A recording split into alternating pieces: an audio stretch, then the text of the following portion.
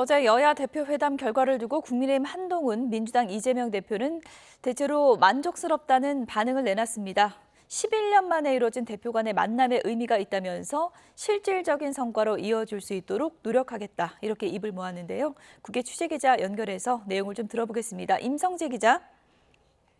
네, 국회입니다. 네, 일단 여야 모두 대체적으로 긍정적인 반응이군요. 네, 국민의힘 한동훈, 민주당 이재명 대표 모두 11년 만에 공식 회담이 이뤄진다는데 의미를 두는 분위기입니다. 한 대표는 최고위원 회의에서 양당 대표가 그간의 대치 상황을 넘어서 이 정치 복원과 민생 중심 정치에 의기투합하는 계기가 됐다는 소회를 밝혔습니다. 들어보겠습니다. 11년 동안 만나지도 못할 만한 대치 상황이었는데 그 대치 상황을 넘어서서 정치를 복원하고 민생 중심으로 정치하자는 의기투합을 했다는 점에 저는 의미를 부여합니다.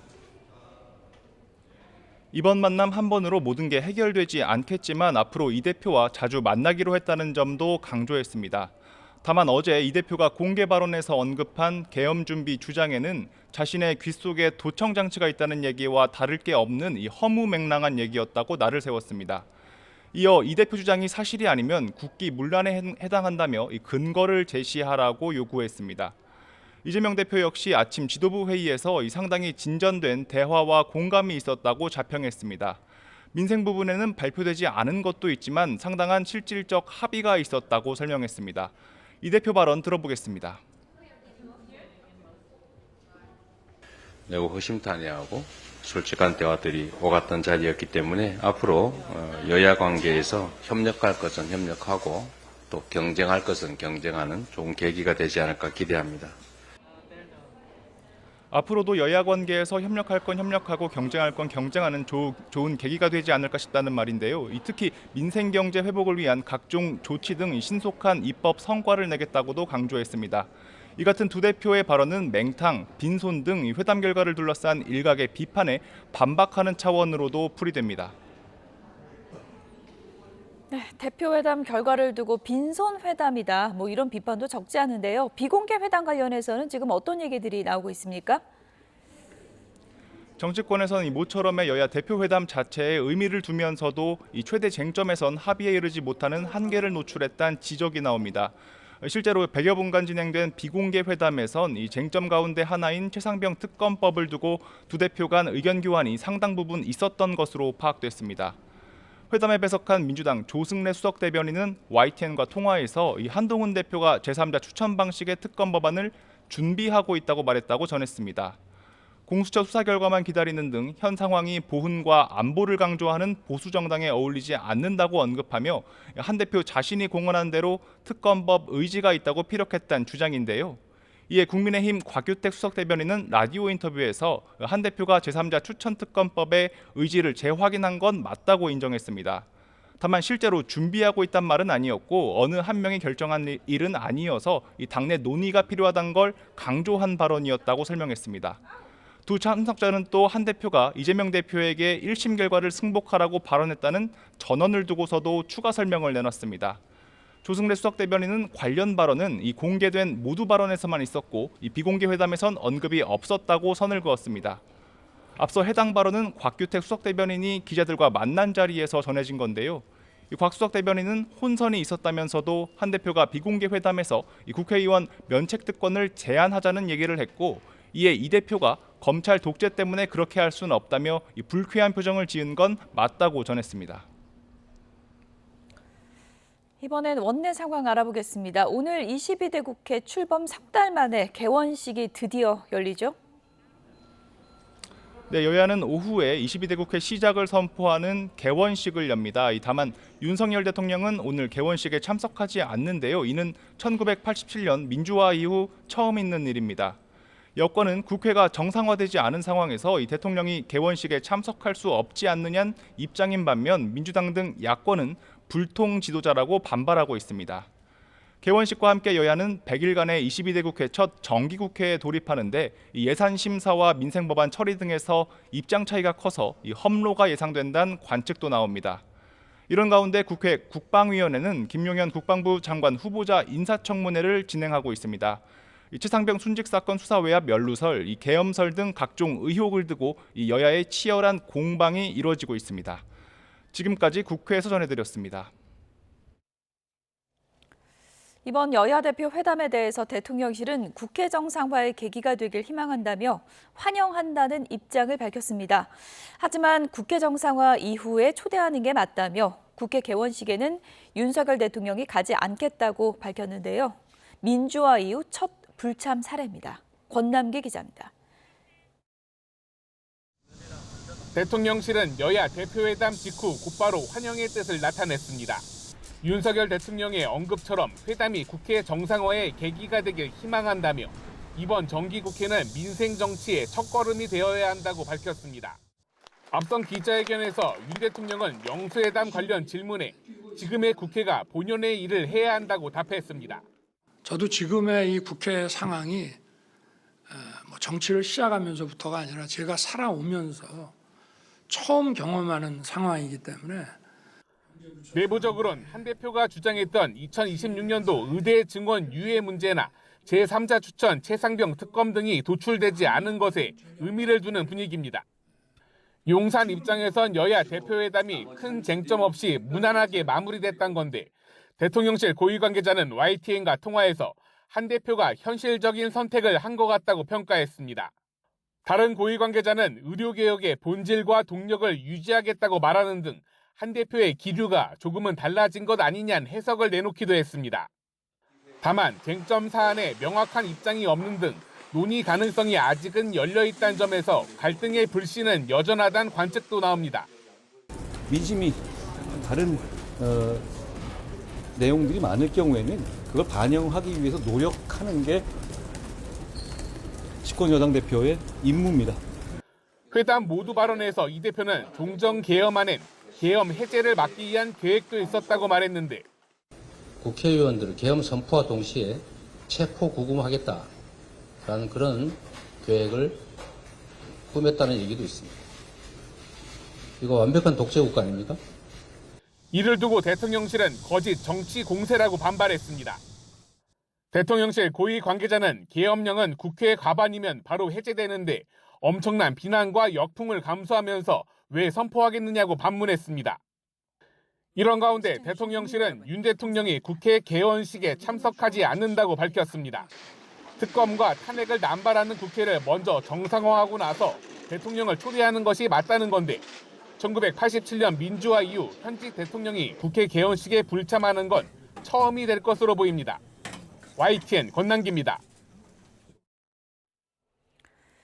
문재인 전 대통령의 사위 특혜 의혹을 수사하는 검찰이 최근에 자녀에 대한 압수수색을 한 것과 관련해서 청와대 인사들이 강하게 반발하고 있습니다.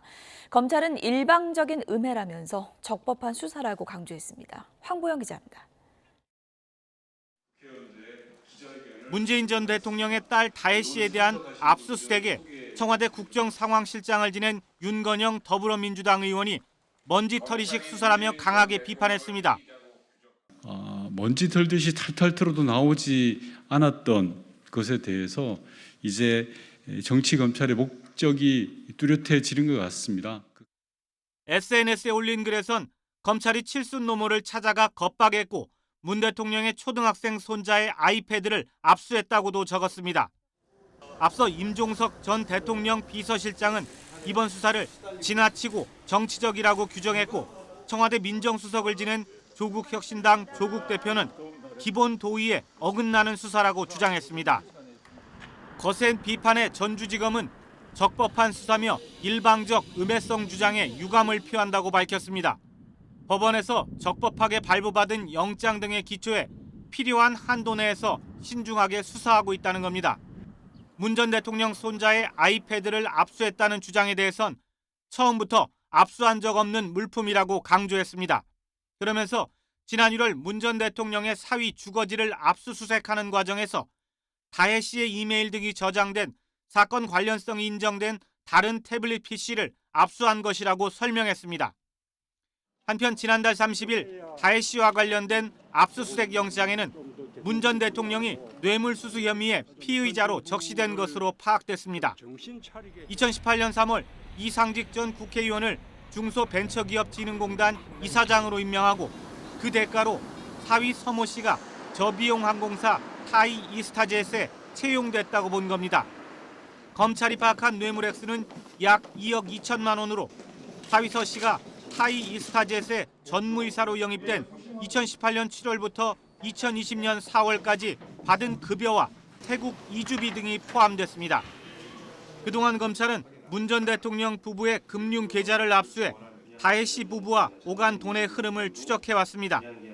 임종석, 조국, 조현옥 등 당시 청와대 인사들에 대한 조사가 마무리되고 있는 가운데 검찰 수사는 조만간 문 전 대통령으로 향할 것으로 전망됩니다. YTN 황보현입니다. 국민의힘은 문재인 전 대통령 딸 다혜 씨 압수수색 영장에 문 전 대통령이 피의자로 적시된 것을 두고 직접 수사가 불가피하다고 지적했습니다. 추경호 원내대표는 대통령이 퇴임 뒤 수사를 받는 일이 반복되는 건 우리 현대사의 비극이라면서도 법률과 규정에 따른 정당한 수사를 중단할 수 없다며 이같이 밝혔습니다. 이어 야권의 정치 보복 주장에는 민주당이 여당일 땐 보수 진영 인사들의 이딴 구속을 두고 적폐청산이라고 말하지 않았느냐며 내로남불이라고 비판했습니다. 민주당 박찬대 원내대표는 윤석열 정권의 정치 보복 수사가 제1야당 대표에 이어 문재인 전 대통령까지 직접 겨냥하고 있다고 비판했습니다. 박 원내대표는 민생과 국민 생명은 관심이 없고 오직 정치 보복에만 혈안이 된 정권의 행태를 강력하게 규탄한다며 이같이 말했습니다. 이어 전직 대통령을 향한 정치 보복은 전형적인 망신주기이자 국정 실패에 대한 국민의 관심을 돌리려는 눈속임 공작 수사라고 주장했습니다. 네, 추석을 앞두고 응급실 운영이 비상인데 야간 휴일 진료를 중단하는 응급실이 확산하고 있습니다. 의료계에서는 응급의료 위기가 커지고 있다고 평가하고 있지만 정부는 진료 유지가 가능하다고 강조하고 있습니다. 취재기자 연결해서 내용 들어보겠습니다. 백종규 기자. 네, 사회부입니다. 네, 응급실 운영을 아예 중단하는 병원까지 나오고 있군요. 네, 병원 현장에서는 응급실 과부하 우려가 갈수록 커지고 있습니다. 실제로 응급실 전문의 인력난으로 전국 곳곳에서 야간과 휴일 진료를 중단하는 응급실이 늘고 있는데요. 지난달까지는 순천향대 천안병원과 충북대병원 등이 일시적으로 하루 이틀 응급실 문을 닫거나 일부 진료를 줄이는 수준이었지만 이번 달부터는 주간이나 야간 진료를 중단하는 병원까지 나타났습니다. 건국대 충주병원은 어제부터 주말과 공휴일 야간 응급실 운영을 중단하기로 했습니다. 응급의학과에서 일하던 전문의 7명 전원이 사직 의사를 밝혔고 이 가운데 전문의 5명이 실제로 병원을 떠났기 때문입니다. 세종 충남대병원도 전문의들이 그만두면서 오후 6시부터 다음날 오전 8시까지 야간 진료를 중단합니다. 강원대병원은 응급의학 전문의 5명 가운데 2명이 휴직하면서 오늘부터 응급의료센터 운영 시간을 축소했습니다.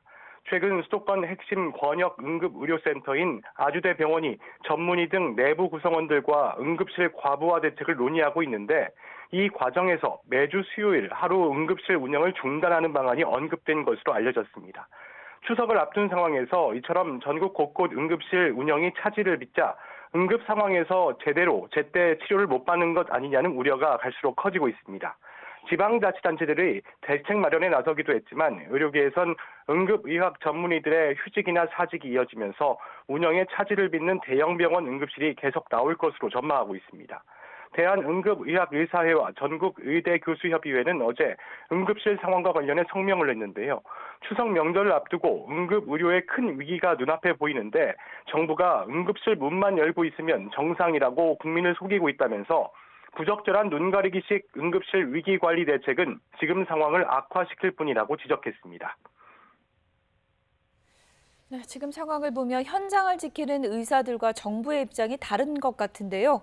오늘부터 매일 응급실 현황을 브리핑한다고요? 네, 정부는 지금의 응급의료 공백은 관리 가능한 수준이며 추석 응급의료 대란은 가능성도 적다는 입장입니다. 조규홍 보건복지부 장관은 오늘 한 라디오 방송에서 최근의 응급실 상황을 두고 어려움은 있지만 진료 유지는 가능하다고 말했습니다. 그러면서 전공의 의존도가 높은 권역센터 같은 경우 병상이 축소되고 전문의가 이탈하는 등 위험 요인이 있는 것은 사실이지만 정부는 응급의료 체계 유지를 위해서 최선을 다하고 있다고 강조했습니다. 하지만 이 같은 설명에도 국민적 우려가 확산하자 정부는 오늘부터 응급실 현황 일일 브리핑을 진행합니다. 보건복지부를 중심으로 행정안전부, 소방청 등이 참여하는 범정부 차원인데요. 일일 브리핑에서는 병원의 응급실 사태와 정부의 응급의료체계 유지 특별 대책과 관련한 인력 보충 방안 등에 대한 설명도 이루어질 예정입니다. 지금까지 사회부에서 YTN 백종규입니다.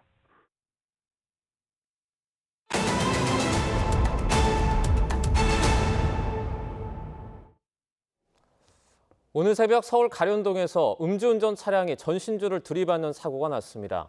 이 사고로 일대 전기 공급이 끊겨서 270여 세대가 정전 피해를 입었습니다. 취재기자 연결해서 알아보겠습니다. 김희영 기자. 네, 김희영입니다. 네, 자세한 소식 전해주시죠. 네, 사고 현장에서는 오전부터 한국전력공사에서 전신주 복구 작업을 벌였습니다. 밑동이 뽑혀 건너편 건물 쪽으로 쓰러진 전신주를 치우고 새로운 전신주를 세웠고요. 지금은 전선을 연결하는 작업을 하고 있습니다. 사고는 오늘 새벽 4시 40분쯤 일어났습니다. 20대 남성이 몰던 승용차가 이곳에 있던 전신주를 들이받았습니다. 이 사고로 다친 사람은 없었지만 사고 충격으로 전신주가 넘어지면서 일대 전기 공급이 끊겼습니다. 현재까지 인근 270여 세대 전기 공급이 끊긴 것으로 파악됐는데요. 한전 측은 피해 규모가 더 늘어날 것 같지는 않다면서 오후 중에 복구 작업을 마치겠다는 계획입니다. 새벽 시간대 정전 피해로 월요일 아침 주민들이 불편을 겪었습니다. 또 전신주가 쓰러지며 그 아래 주차돼 있던 승용차 한 대가 파손됐습니다. 검거된 운전자는 혈중 알코올 농도 면허 취소 수준의 만취 상태였던 것으로 확인됐습니다. 경찰은 운전자 20대 남성을 입건하고 사고 경위를 조사할 예정입니다. 지금까지 사회부에서 YTN 김희영입니다. 오늘 아침 8시 50분쯤 서울 지하철 3호선 종로 3가역에서 압구정역 사이와 4호선 창덕역에서 이천역 사이 상하행선 모든 차선의 전기 공급이 끊겼습니다. 서울교통공사 측의 긴급 조치로 4분 만에 전기 공급이 재개됐지만 4호선 성신여대 입구역에서 회원역 구간에서 10분 만에 다시 정전이 발생해 6분 뒤에 복구됐습니다. 정전으로 일부 열차 운행이 지연되고 에어컨도 작동을 멈추는 등 출근길 시민들이 불편을 겪었습니다. 서울교통공사는 전기가 끊긴 원인을 조사하고 있습니다. 오늘 오전 6시 반쯤 강원도 양구군 양구읍의 초등학교 현관 앞에서 불이 났습니다. 다행히 학생들이 등교하기 전이어서 인명피해는 없었지만 불은 학교 배관 보온재와 외벽 일부를 태우고 13분 만에 진화됐습니다. 화재 당시 3층 화장실에서 타일 공사를 하던 작업자 2명은 경보음을 듣고 대피했습니다. 경찰과 소방당국은 화재 원인을 조사하고 있습니다. 어제 저녁 부산역에 도착한 KTX에서 연기가 나면서 승객들이 큰 혼란을 겪었습니다. 서울 등촌동에 있는 아파트에서는 불이 나 주민들이 긴급 대피했습니다. 밤사이 사건 사고 소식 이준엽 기자가 전해드립니다. 멈춰선 KTX 차량 아래쪽에서 새하얀 연기가 피어오릅니다. 어제 저녁 8시 20분쯤 경기 고양시 행신역을 출발해 부산역에 막 도착한 KTX에서 화재 의심 신고가 접수됐습니다. 승객 180여 명이 모두 내린 뒤라 인명피해는 없었지만 연기가 역사에 번지며 이용객들이 불편을 겪었습니다. 한국철도공사는 열차 제동장치 과열로 연기가 난 것이라 보고 세부 원인은 차량 기지의 입고에 조사할 방침입니다. 어젯밤 11시 50분쯤에는 서울 등촌동에 있는 아파트에서 불이 나 45분 만에 진화됐습니다. 다친 사람은 없었고 주민 50여 명이 긴급 대피했습니다. 소방당국은 빈집에서 불이 난 것으로 보고 화재 원인과 규모를 조사하고 있습니다. 비슷한 시각 대전 용전동 모텔촌에 주차돼 있던 승용차에도 불이 나 완전히 탔습니다. 경찰은 차량에 있던 2사람이 다툰 끝에 불을 낸 것 같다는 신고를 토대로 자세한 화재 경위를 조사하고 있습니다. 연기가 나는 게 보여가지고 소화기를 가게에서 갖고 뛰어 올라오니까 불이 시작이 됐더라고요. 지나는 과정에서 막 펑펑 소리가 나고 폭파 한 3-4번 정도 난 것 같아요. 교통사고도 잇따랐습니다. 어젯밤 9시 10분쯤 서울 오금동 가야금 어린이공원 앞 도로에서 60대 남성이 몰던 승용차가 주차된 차량 3대를 연달아 들이받는 사고가 났습니다. 이 사고로 운전자를 포함한 차량 탑승자 2명이 경상을 입어 병원으로 옮겨졌습니다. 같은 날 8시 반쯤엔 강원 횡성군 중앙고속도로에서 단독 사고를 내고 서 있던 승용차를 2.5톤 화물차와 또 다른 승용차가 연이어 추돌했습니다. 두 승용차 운전자가 크게 다쳤고 5명은 경상을 입어 병원으로 옮겨졌습니다. YTN 이준엽입니다. 우리은행은 오는 9일부터 주택을 한 채라도 소유한 사람이 수도권에서 주택을 추가로 사기 위한 목적의 대출은 전면 중단한다고 밝혔습니다. 우리은행은 또 갭투자 투기 수요를 막기 위해 전세자금 대출도 전 세대원 모두 주택을 소유하지 않은 무주택자에게만 지원키로 했습니다. 다만 전세 연장인 경우와 9월 8일 이전에 전세 계약을 체결하고 계약금을 지급한 경우엔 주택 소유자라도 전세자금 대출을 지원하기로 했습니다. 우리은행은 이와 함께 은행 창구를 방문해 타행의 주택담보대출 대환을 요청하는 경우도 제한하기로 했습니다.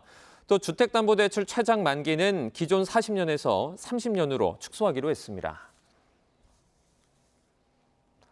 금융당국의 압력으로 은행들이 대출 금리를 올리고 한도를 줄이는 등 대출 조이기를 하고 있지만 가계대출은 여전히 꺾이지 않고 있습니다. 8월 가계대출 증가세가 역대 최고 수준을 이어가고 있는데 최근 주택 거래량이 늘어 대출 수요가 많을 거라는 전망이 나오고 있습니다. 김기봉 기자입니다. KB와 신한 등 5대 시중은행의 지난달 29일 기준 주택담보대출 잔액은 567조 735억 원으로 7월 말보다 7조 3,200여억 원 불어났습니다.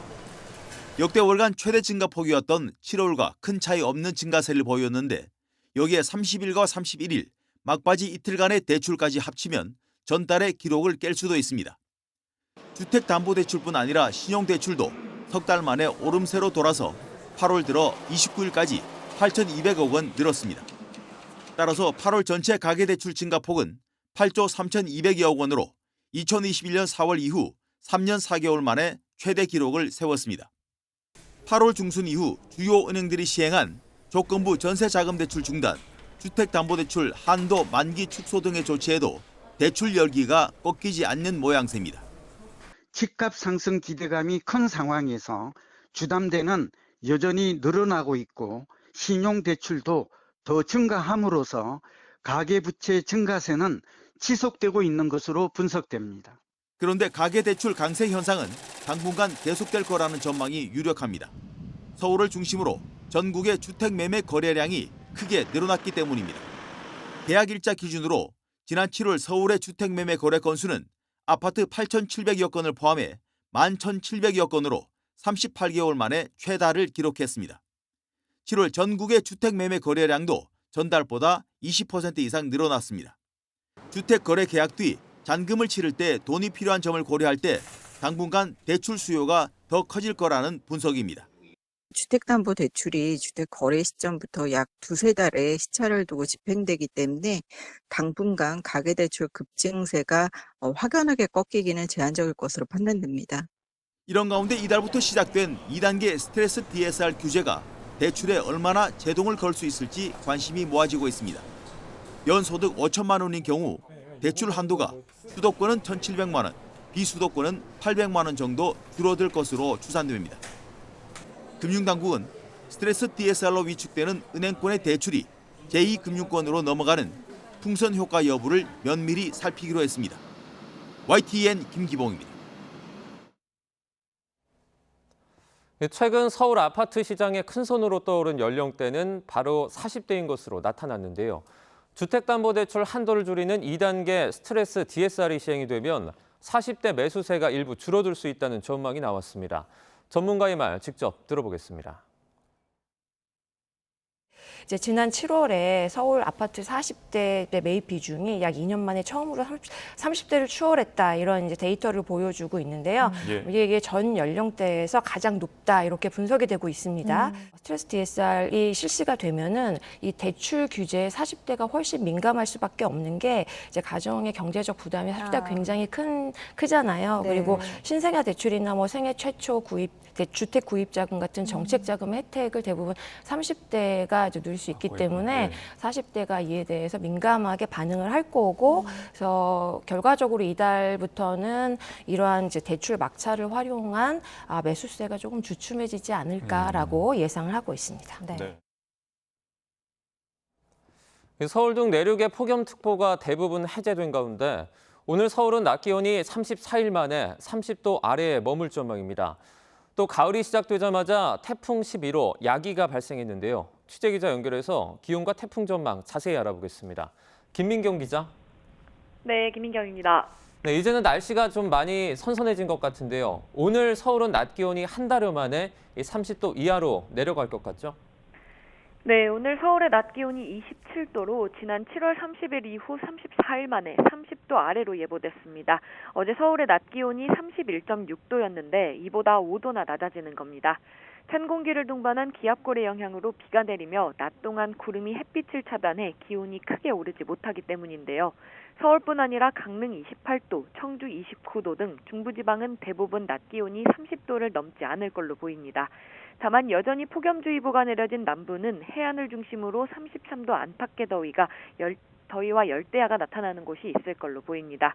비는 중부는 오늘까지, 남부는 내일까지 산발적으로 이어지겠고 비의 양은 5에서 40mm로 많지 않겠습니다.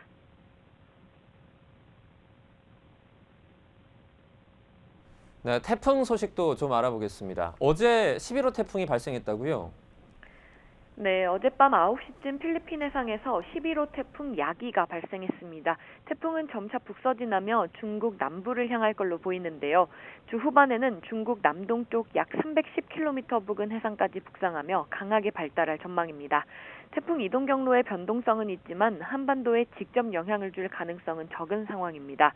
다만 기상청은 남쪽 해상에서 태풍으로 발달하기 전 단계인 열대요란의 발달 가능성과 날짜 변경성을 넘으며 태풍으로 변할 걸로 보이는 허리케인 호네 등을 염두에 두고 있다고 밝혔는데요. 기상청은 이번 태풍 뒤를 이어 바로 12호 태풍이 발생할 수 있는 상황인 만큼 앞으로 기압계 변화와 태풍 발생에 대해 예의주시하겠다는 입장입니다. 지금까지 과학기상부에서 YTN 김민경입니다.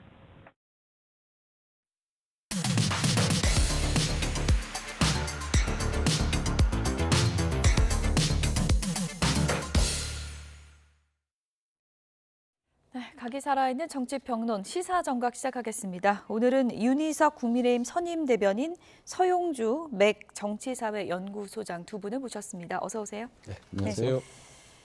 첫 번째 주제요. 확인해 보도록 하겠습니다. 보여주시죠.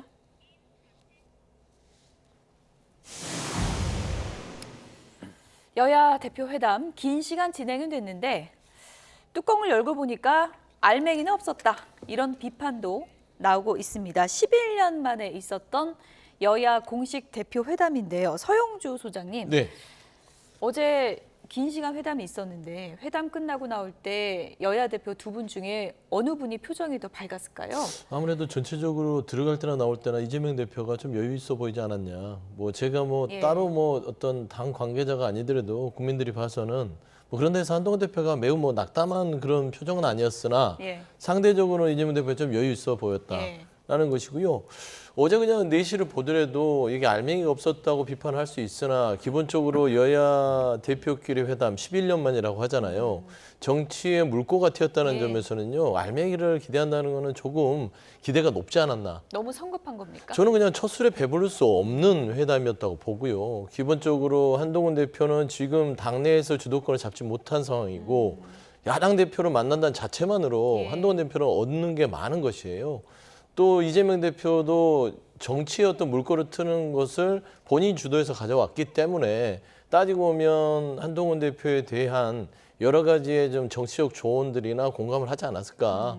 저는 좀 그렇게 보입니다. 네, 11년 만에 여야 대표가 공식 의제를 정해서 만난 것만으로도 굉장한 성과라는 시각도 있지만 11년 만에 이루어졌기 때문에 또 큰 기대를 갖고 봤기 때문에 뭐 간판으로 내걸 만한 합의 사항이 하나 없었다. 이런 비판도 분명히 있는 것 같습니다. 네, 앞으로 자주 만나겠다, 예. 뭐 합의에 나가겠다 이 정도 얘기였지 똑부러지게 이걸 어떻게 여야가 한다 이런 건 없었습니다. 말씀하신 대로 정치가 복원되는 과정이었다 이런 측면에서 의미를 살릴 수밖에 없는 시점이었는데 그럼에도 불구하고 한동훈 대표가 정치 경력이 일천함에도 불구하고 이재명 대표를 상대로 여러 가지 얻은 게 더 많았다고 저는 봅니다. 예를 들어서 의료개혁 관련한 부분 2026년 이후에 민주당의 대안은 뭐냐? 이재명 대표가 없다고 그랬어요. 결국 이런 큰 주제에 대해서 민주당에서 별로 관심이 없는 건지 아니면 생각을 못한 건지 모르겠습니다만은 자꾸 정쟁 소재 이슈에 대해서만 반응을 하고 자꾸 국회를 정상적으로 운영하는 데는 별 관심이 없었던 점을 극명하게 보여주는 그런 결과도 도출을 했고 결국 민생 관련해서도 저희가 많이 주도권을 갖고 끌고 간다는 그런 회담 결과를 볼 수가 있어요. 주식시장 관련한 얘기 관련해서도 민주당은 이재명 대표 본인은 개인적으로 무슨 얘기를 하지만 당론으로 정해진 게 없다는 거 아니겠습니까? 논리든 근거든 간에 그런 부분에 있어서도 민주당의 준비가 충분치 않았다. 저는 그렇게 판단합니다. 양쪽 다 만남 자체의 의미는 있었다. 이렇게 평가를 하면서도 우리가 좀 더 이익이 있었다. 이렇게 좀 엇갈린 해석을 내놓는 것 같은데. 아니 근데 의료개혁 부분들은 그게 이제 곽규택 대변인의 이야기지 그게 사실인지에 대해서는 우리 민주당에서는 인정할 수 없는 부분이에요. 근데 회담 끝나면 왜 이렇게 서로 주장이 다른 그러니까요. 겁니까? 그래서 이제 아마 생중계를 하자고 한동훈 대표가 얘기한 것 같은데 이러면 안 돼요. 그러니까 의료개혁에 대해서는 이재명 대표가 누누이 얘기했습니다. 회담 전에도. 그러니까 문재인 정부 시절부터 의료개혁의 증언은 동의하나 어떤 단계적인 방식으로 해서 점차적으로 국민 고통을 최소화하는 상황에서 개혁이 이루어져야 된다. 이게 기본 입장이에요. 왜 방안이 없어요? 따져보면 26년도에 지금 의대 증원 유예하는 부분들 솔직히 동의한 바가 있는데 어떻게 이게 입장이 없다고 공격을 하는지 안타깝습니다. 분야별 얘기는 좀 잠시 뒤에 다시 한번 또 짚어보도록 하고요. 조금 전에 이재명 대표가 회담 마치고 나오면서 여유 있고 밝았다고 했는데 한동훈 대표가 워낙에 표정이 다양하진 않아서 분위기는 어땠다고 전해집니까? 일단 오늘 아침에 저희가 최고위원을 했고 비공개 회의에도 제가 참석을 했는데 오늘 분위기로만 봐서는 결코 그 회담 자체에 대한 성과에 대해서 본인의 평가가 본인 스스로 보기에도 박하지는 않은 것 같아요. 많은 말씀을 하셨고 어쨌든 우리가 많이 준비를 해왔구나 하는 것을 피력한 걸로 봐서는 어제 회담이 저희 입장에서 또 한동훈 대표 입장에서도 의미가 있었다고 판단하고 있습니다. 어쨌든 제3자적인 시각에서 여야 대표 손익 계산서를 굳이 따져보자면 누가 더 많이 가져갔을까? 이런 분석들이 오늘 많이 나왔는데요. 이준석 의원 그리고 김재원 최고위원 평가는 어떤지 한번 들어보시죠. 지금 이재명 대표는 야권에 대한 야권에서 어쨌든 본인의 위치가 확고한 것 같아요. 그런데 한동훈 대표가 그럼 여권에서 어떤 결정권과 어떤 권한을 가지고 이 회담에 임했는가는 기사도 많이 나오지만 약간 물음표죠. 저는 한동훈 대표가 득을 봤죠. 오히려? 어떤 점에서? 아무것도 가진 게 없는데 가가지고 회담하는 모양새 만들었으니까요. 이재명 대표는 지금은 약간 내주는 모양새로 하고 하는 거죠. 그렇게 보시고? 만나줄 이유가 없는데 만나줬으니까. 아무래도 이재명 대표로서는 자신에게 드리워진 사법적인 문제를 털어내고 여당의 대표와 맞섬으로써 이제 다음에는 윤석열 대통령께 영수회담을 하자라고 요구할 수 있는 근거가 마련된 점에서는 훨씬 정치적인 위상을 높였다고 생각합니다. 이재명 대표에게 앞날에 놓인 여러 가지 과제가 많은데 하나씩 해결해 나가는 데는 이재명 대표 측에 훨씬 유리한 국면이었다고 생각합니다. 그렇게 보시는군요. 네, 누가 더 유리했을까요? 이준석 의원 얘기는 한동훈 득점 포인트 15점 이렇게 분석했거든요. 동의하시나요? 좀 박한 것 같아요. 그래도 여야 대표 오랜만에 만났으면 예우 차원이라도 저는 8대1을 주려다가 30점 정도는 줘야죠. 이재명 대표 70. 30점도 박한 거 아닙니까? 그러니까 이득을 따졌을 때는 한동훈 대표가 한 30, 이재명 대표가 한 70의 이득을 얻었다고 보는 게 좀 박하지 않은 평가 같아요. 한동훈 대표도 지금 보면은 당내에서 주도권의 정리가 안 된 상황이고 딱히 그러면은 주도권 상황이 정리가 안 되는데 뭘 하겠습니까? 야당 대표라도 만나서 본인이 주장하는 바를 국민들한테 알리고 본인도 얼마나 궁색하면 연찬회에서 기자들 인터뷰에서 내가 당대표다 라는 말을 본인 입에서 꺼내잖아요. 그건 뭐냐면 당대표라고 말 안 해도 당대표인데 내가 당대표다라고 얘기하는 것은 그만큼 당내에서 스스로에 대한 위축 부분들이 드러나 있다는 거예요. 근데 이번에 이재명 대표를 만나서 여러 가지 현안들이 결과는 없었어도 뭔가를 얻어냈다면 30점. 하지만 이재명 대표는 얻을 걸 다 얻었어요. 자기가 주도해서 갔고 한동훈 대표는 어차피 뭔가를 결정할 수 없는 여당 대표라는 것들을 그냥 직접적이 아니더라도 그냥 증명하는 그런 자리가 됐고 본인이 할 말 25만 원 지원금부터 의료교육부터 특검 부분까지 다 주장했기 때문에 저는 이재명 대표가 거의 이제 주도하는 회담이었고 저는 이재명 대표는 예를 들어서 그런 얘기를 후문으로 들리더라고요. 한동훈 대표에게 개인적으로도 얘기를 했대요. 나도 겪었다. 당내에서 입지가 별로 없고 권한이 없었던 적이 있기 때문에 이해한다. 라는 그런 얘기까지 던질 정도 여유롭게 회담을 이끌었다면 그 두 분만 있을 때 한 얘기일까요? 아마 그렇게 후문이 들리고 있습니다. 그러니까 이제 지금 한동훈 대표가 처한 국민의힘의 이 처지가 예전 이재명 대표도 저 초창기 당대표로 왔을 때는 당내 우군이 별로 없었지만 그런 기간을 거쳐왔다. 이해한다라는 어떤 그런 얘기들이 오갔다는 소식이 전해 와요. 그래서 저는 그런 부분에서는 주도했다라는 점에서는 70점 정도 얻었다고 봅니다. 저는 민주당에서 이 회담 전부터 한동훈 대표가 정말 당내에서 실권을 갖고 있느냐 그 부분을 계속 찝어서 얘기한 부분에 굉장히 유감스러운 감정이 있는데 그거는 저희 당 사정이에요. 민주당은 자꾸 대통령을 상대로 정치를 하고자 하는 의혹을 자꾸 내세우면서 얘기를 하는 건데 대통령과 얘기를 하는 과정 물론 중요하겠지만은 거대 담론에 대한 사회적인 이슈로 이렇게 불거지는 것들에 대해서 저 정도 의석수 가진 당의 대표라면 뭔가 뚜렷하게 국민들한테 각인시키는 이미지가 있어야 합니다. 그냥 회담했다고 하고 본인 당내에서 일극체제 나 지금 굉장히 편하다 이 얘기하는 거 가지고 만족했다고 볼 수가 없어요. 한동훈 대표 입장에서는 11년 만에 여야 대표회담, 21대 국회 이후로 계속 이런 식으로 국회가 공전하는 상황에 조금이라도 정치 복원이라는 한 단계 앞서 나가는 발걸음을 내디뎠다는 점에서 정치인으로서 큰 족적을 남겼다고 저는 봅니다. 그것이 평가의 포인트지 이재명 대표가 한동훈 대표에게 당신 사정 잘 안다 뭐 이런 얘기하는 것은 크게 여기서 얘기할 만한 것은 절대로 안 되는 아주 작은 얘기라고 저는 봅니다. 네. 어쨌든 김재현 최고위원이 또 평가한 부분 그러니까 여야 대표 회담했다. 그 다음은 영수회담이다. 그런 근거가 되는 회담이었다고 보십니까? 그렇죠. 이제 이게 정치 문법상 여야 대표가 만나서 이건 성과를 떠나서 일단 물꼬를 뜬 게 중요한 거고요. 대통령실에서 늘 본인의 국정 정상화에 대해서 신경 쓰지 않고 왜 국회 정상화만 주장하거든요. 이 정도면 국회가 정상화가 됐다고 볼 수 있습니다.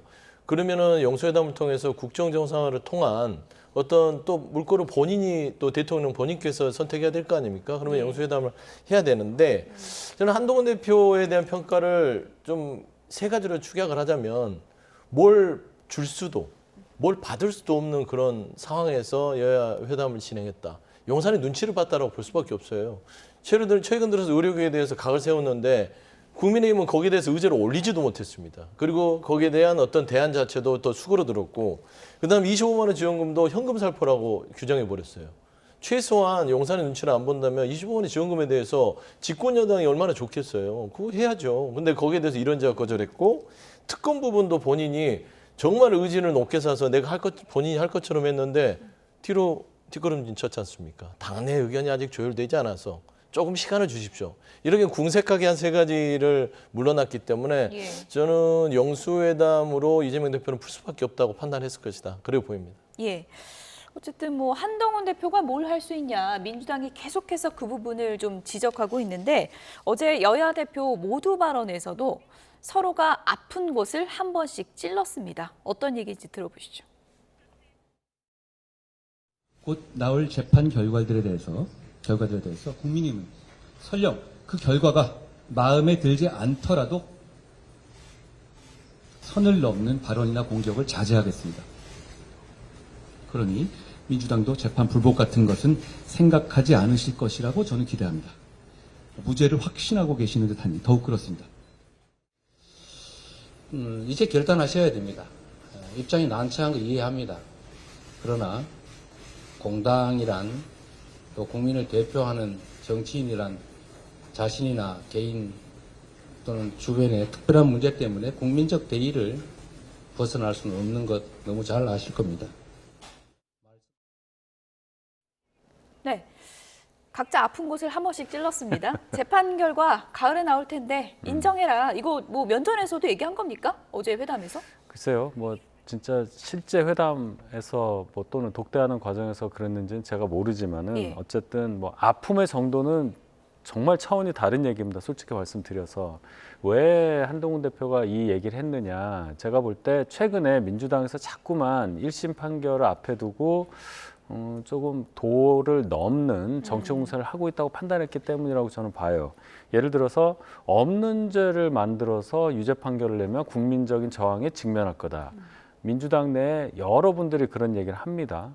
조금씩 뭐 요새 빌드업이란 말을 많이 하는데 예. 분위기를 조금씩 잡아가는 느낌이 드니까 절대로 그래서는 안 된다. 검찰 수사 단계에서 얘기하는 거 하고 법원에서 최종적으로 판결을 만들어가는 과정에 대해서까지 공격하는 것은 국기문란에 해당한다고 저는 생각을 해요. 그래서 여기에 대해서 아예 전 국민이 보는 앞에서 선언적 의미로 완전히 못을 박았다. 예. 저는 그렇게 생각을 하고 예. 이재명 대표도 거기에 대해서는 크게 반응하지 않으시기를 저도 개인적으로 바랍니다. 모두 발언 때 얘기했다는 거는 회담 때도 한동훈 대표가 직접적으로 거론했을 가능성이 상당히 높은데 뭐 민주당의 공식적인 답변은 전해진 게 없는 거죠. 제가 알기로는 회담 때는요. 재판 관련해서는 안 한 걸로 알고 있습니다. 얘기가 안 나왔습니까? 이제 모두 예. 발언해서 이거는 예. 이제 본인의 지지층들한테 던지는 얘기예요. 예. 본인들 지지층. 그러니까 보수 지지층들을 향한 메시지, 그다음 국민들에 대한 메시지를 통해서 그러니까 이제 전선을 나름대로 명확히 하고 가는 것이죠. 물에 물탄도 술에 술탄도 할 수는 없는 거 아니겠습니까? 이재명 대표도 마찬가지고요. 최병 특검에 대해서 약속을 지켜라. 고난한 자들만 그렇게 가라. 결국 우리 시청과 국민들한테 던지는 메시지이기 때문에 이걸 가지고 뭐 정말 막 곤란하게 만들려고 했던 건 아닌 것 같고요. 다만 한동훈 대표가 얘기했던 재판에 대한 불복을 하면 안 된다. 당연한 얘기 아닙니까? 이게 헌법을 존중하는 민주주의 국가에서 재판에 불복한다고 재판이 진행되지 않습니까? 예. 사법 시스템은 뭐 아무리 메시지로 이 재판을 인정할 수 없어. 나는 유죄를 인정할 수 없어. 그래도 형은 집행되는 거예요. 그렇기 때문에 굳이 저렇게 정치적인 언어를 통해서 이재명 대표를 면박을 줬어야 됐는지라는 부분들은 조금 미숙하지 않았나 생각됩니다. 예. 어쨌든 뭐 모두 발언부터 신경전이 팽팽했고 아마도 회담에서는 이 의제 조금 전에 언급하신 최상병 특검법 관련 논의가 치열하게 있었을 텐데 지금 회담이 끝나고 나서 여야가 기억이 좀 다른 것 같습니다. 진실 공방이 벌어지고 있는데요. 어떤 얘기들이 나오고 있는지 조승래 곽규택 수석 대변인 얘기를 들어보도록 하겠습니다. 예를 들면 이제 그 최혜병 특검과 관련해서 여러 차례 반복적으로 얘기를 하는 것이 내 생각은 변함없다. 그러나 내가 좀 처지가 좀 그렇다. 당내 상황이 좀 어렵다. 나는 시건하지 않는다. 그러니까 이런 얘기를 계속 반복적으로 얘기했거든요. 그러니까 그런 것은 뭐냐면 한동훈 대표 당신이 처해 있는 당내 상황이나 이런 것에 대한 그 처지에 대한 이제 일종의 설명이거든요. 이제 이재명 대표가 해병대 특검과 관련해서는 제3자 특검도 수용했고 제보 조작도 다 수용을 했는데 어제 모두 발언에서 얘기했습니다. 모두 발언도 얘기를 했고 이제 비공개 회의에서도 그 얘기를 또 했습니다. 그랬더니 관련해서 뭐 추천 권한, 독소 조항, 뭐 공보 조항 이런 것들을 좀 걷어내고 뭐 이러면 통과되는 것은 아닌가라고 한동훈 대표가 얘기를 했고 증거 조작, 그러니까 제보 조작은 중요한 문제가 아니다 이런 말씀을 하셨어요. 우리는 다 수용을 했다. 그렇게 얘기를 했더니 말씀하신 게 나는 낼 생각이다. 법안을 준비하고 있다. 이렇게 분명히 말씀을 하셨습니다. 법안을 준비 중이다 이렇게 얘기했다고요? 예, 저는 그렇게 제가 들었고 제가 그렇게 메모가 돼 있습니다. 결국에는 민주당 출신인 그 국회의장의 추천으로 가자는 것 아니냐 하는 이야기를 하면서 민주당에서 새로운 법안을 낸다면 기존의 민주당이 낸 법안은 철회하시는 것이냐 했더니 이재명 대표께서 모르겠다 그러시더라고요. 과연 이게 진정성이 있는 것인가 우리 당의 분열책으로 또 활용하려는 것 아닌가 하는 조금 우려가 들기는 했습니다. 구체적으로 법안을 지금 준비하고 있다고 말한 적은 없다 이런 말씀이신 거죠? 그런 것은 없었던 것으로 제가 분명히 기억을 하고 있습니다. 네, 최상병 특검 관련해서 지금 여야 수석 대변인, 그러니까 어제 그 회동에 같이 그 참석을 했던 여야 수석 대변인 얘기가 다릅니다. 그러니까 조승래 수석 대변인은 한동훈 대표가 이렇게 얘기했다는 거예요. 내 처지가 좀 그렇다. 지금 최상병 특검 법안을 준비하고 있다. 이렇게 얘기를 했다는 거거든요.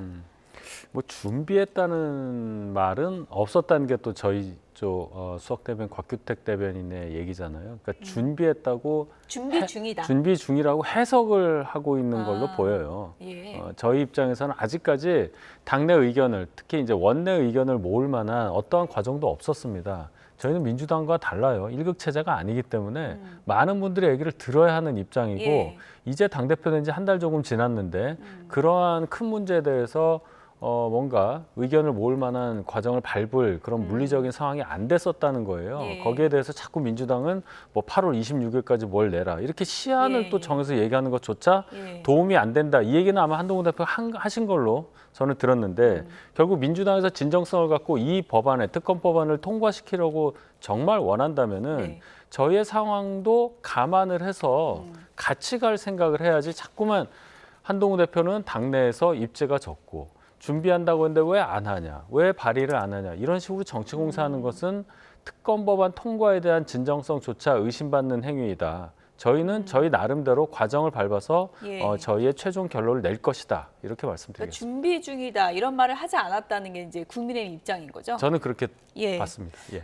근데 민주당에서는 메모도 있다고 하니까 네. 이게 뭐 어떻게 이해를 해야 그러니까 됩니까? 이게 예. 이제 생중계가 되면 예. 이게 국민들이 판단을 하실 수도 있고 삼자적인 입장에서 또 예. 판단이 될 건데 이런 거예요. 결국에는 양측에서 생각하는 부분들이 행간을 읽는 건 다를 수 있습니다. 저쪽에서 얘기한 것들이 이런 의도인가 보다. 근데 이쪽에서 말하는 입장에서는 이 의도가 아닌데라고 주장할 수 있죠. 하지만 중요한 거는 의지는 있는 건 사실이라 라고 얘기했잖아요. 곽규택 의원도. 근데 전체적인 이 양쪽의 어떤 말이 다른 것 같으나 같은 거는 한동훈 대표가 최혜병 특검에 대해서 의지는 충만해요. 근데 제가 능력이 아직 안 됩니다. 라고 하는 거예요. 정확하게 지금 구체적으로 어떻게 추진할 것이고 민주당은 이미 다 받겠다고 얘기를 한 상황인데 결국에는 한동훈 대표가 거기에 대해서 명확하게 말을 못한다는 거는 국민의힘 입장에서는 민주적 절차. 뭐 지금 비판하셨잖아요. 뭐 민주당은 일극체제이기 때문에 거기와 다르게 민주적 절차를 해야 된다고 하지만 결국에는 한동훈 대표는 당 대표예요. 그러면 일극은 아니더라도 단일 지도력을 가질 수 있도록 노력을 해야 되고 그게 능력입니다. 저는 봐서는 본인의 의지만큼 본인의 능력이 아직은 미천하지 않나. 그런 얘기들이 지금 오간 것 같습니다. 능력은 안 됩니다. 이것도 이제 개인적으로 행간을 읽으신 거잖아요. 그렇죠. 예. 이런 게 문제죠. 이런 게 문제가 네. 되는 겁니까? 네. 그러니까 그래서 뭐- 생중계를 해야 되고요. 제가 대안을 제시하면 저는 최혜병 특검이나 금투세 같은 이런 부분들은 민감한 부분은 예전에 송영길 전 대표, 이준석 대표가 TV에 나와서 주제를 가지고 토론했듯이 YTN 같은 데 나와가지고 양쪽에 앉아서 토론 한번 했으면 어떨까. 좀 그런 말씀 드리고 싶습니다. 예. 어쨌든 뭐 생중계는 무산된 거고 양쪽에서 지금 그 용어 하나 가지고 했다 안 했다 이러고 있으니까 저희가 뭐 지금 수사할 사안도 아니고 이걸 뭐 진실 여부는 가릴 수가 없는데 어쨌든 지금 국민들 입장에서는 굉장히 그 기대를 갖고 지켜봤는데 최상병 특검법 그리고 뭐 금투세 이런 굉장히 굵직굵직한 현안들에 대해서 뭔가 구체적인 게 정리가 안 된 거 아닌가 이런 비판도 있는 게 사실이거든요. 그러니까 당대표 두 분이 만나서 뭔가 합의를 하려면 원내대표, 정책의장 이런 여러 당내에 계신 분들과 의견이 딱 합의가 돼서 안을 갖고 와서 이제 나중에 그 정상회담 하듯이 해야 되는 건데 지금 그런 과정을 거쳐서 나온 여야 당대표 회담이 아니라는 거예요. 이 회담은 이재명 대표가 8월 18일에 당대표로 연임을 하면서 제안을 했고 거기에 대해서 한동훈 대표가 받았고 그 사이에 코로나 감염 때문에 일주일 정도 연기가 됐고 하면서 나온 회담이에요. 그래서 이재명 대표조차 당내에서 예를 들어 금투세 관련해서 어떻게 해야 되느냐 이 입장에 대해서 똑부러지게 말 못해요. 그러니까 어제 회담은 뭔가 국민들이 이렇게 가는구나라고 확실하게 아실 만한 정도의 합의 사항이 나올 수가 없었던 회담이고 정치를 복원한다는 차원에서의 진일보한 하나의 행보다 하나의 발걸음을 디뎠다 이 정도의 의미로 해석하는 것이 어떨까 합니다. 예. 뭐 여러 가지 뭐 시각이 있겠지만 금투세 같은 문제는 이재명 대표도 어느 정도 동의하는 부분이 있기 때문에 이재명 대표가 좀 통 큰 양보를 할 수도 있다 이런 전망도 있었거든요. 그건 어떻게 보세요? 그러니까 통 큰 양보를 할 수 있었으나 뭐를 지금 한동훈 대표가 민주당에 같이 줄 수 있는 주고받을 게 없는 상황에서 그 양보는 뭐 할 겁니까? 뭐 양보하려고 회담을 한 거 아니니까 나중에 한동훈 대표가 당내에서 좀 주도권을 잡고 능력을 키운 다음에 다시 만날 수 있다면 그때쯤에 이재명 대표가 아마 양보를 할 수 있지 않을까라는 좀 기대를 해봅니다. 예, 어쨌든 뭐 받을 게 없는데 주기만 할 수는 없다. 그렇습니다. 이런 문구 요약할 수 있는데 지금 뭐 손익계산서 따져봤지만 그런 게 중요한 게 아니고 대화를 계속하는 게 중요하잖아요. 일단 자주 만나기로 했다고는 하는데 네. 그런 약속은 앞으로 지켜질 것 같습니까? 적어도 한동훈 대표는 그 약속을 깰 뿐이 아니라고 저는 봅니다. 저희 입장에서는 이재명 대표하고 일단 만났는데 그래도 100가지 중에 99가지가 틀려도 한 가지라도 생각이 같다면 만나야 되는 것이 정부 여당 또 여당을 책임지고 있는 대표 입장으로 본다면 이재명 대표만 뭐 좋다고 하시면 그렇게 자주 정기적으로 만날 수 있는 거 기대할 수 있습니다. 예. 이제 국회 내에서도 여야 간의 좀 대화와 소통이 많이 됐으면 좋겠다는 생각이 드는데요. 22대 국회가 드디어 오늘 개원식을 여는데 이 부분이 주목을 받고 있습니다. 다음 주제어 보여주실까요?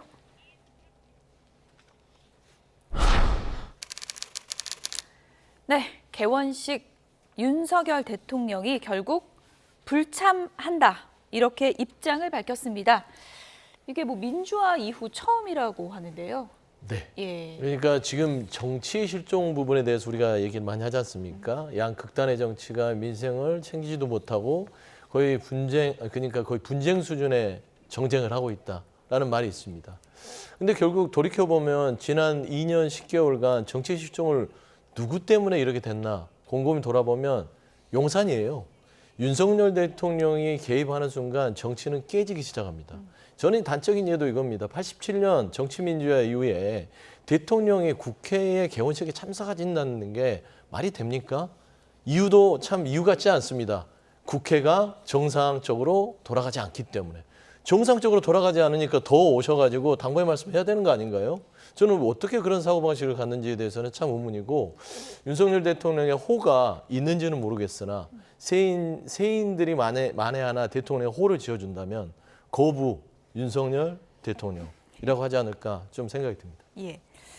어쨌든 윤석열 대통령은 지금 입장이 국회 정상화가 먼저다 이런 대통령실 입장이 나왔었는데요. 며칠 전에 국정브리핑에서는 지금까지 바라보던 국회와 너무 다르다 이런 발언이 나오기도 했습니다. 다시 한번 좀 들어보시죠.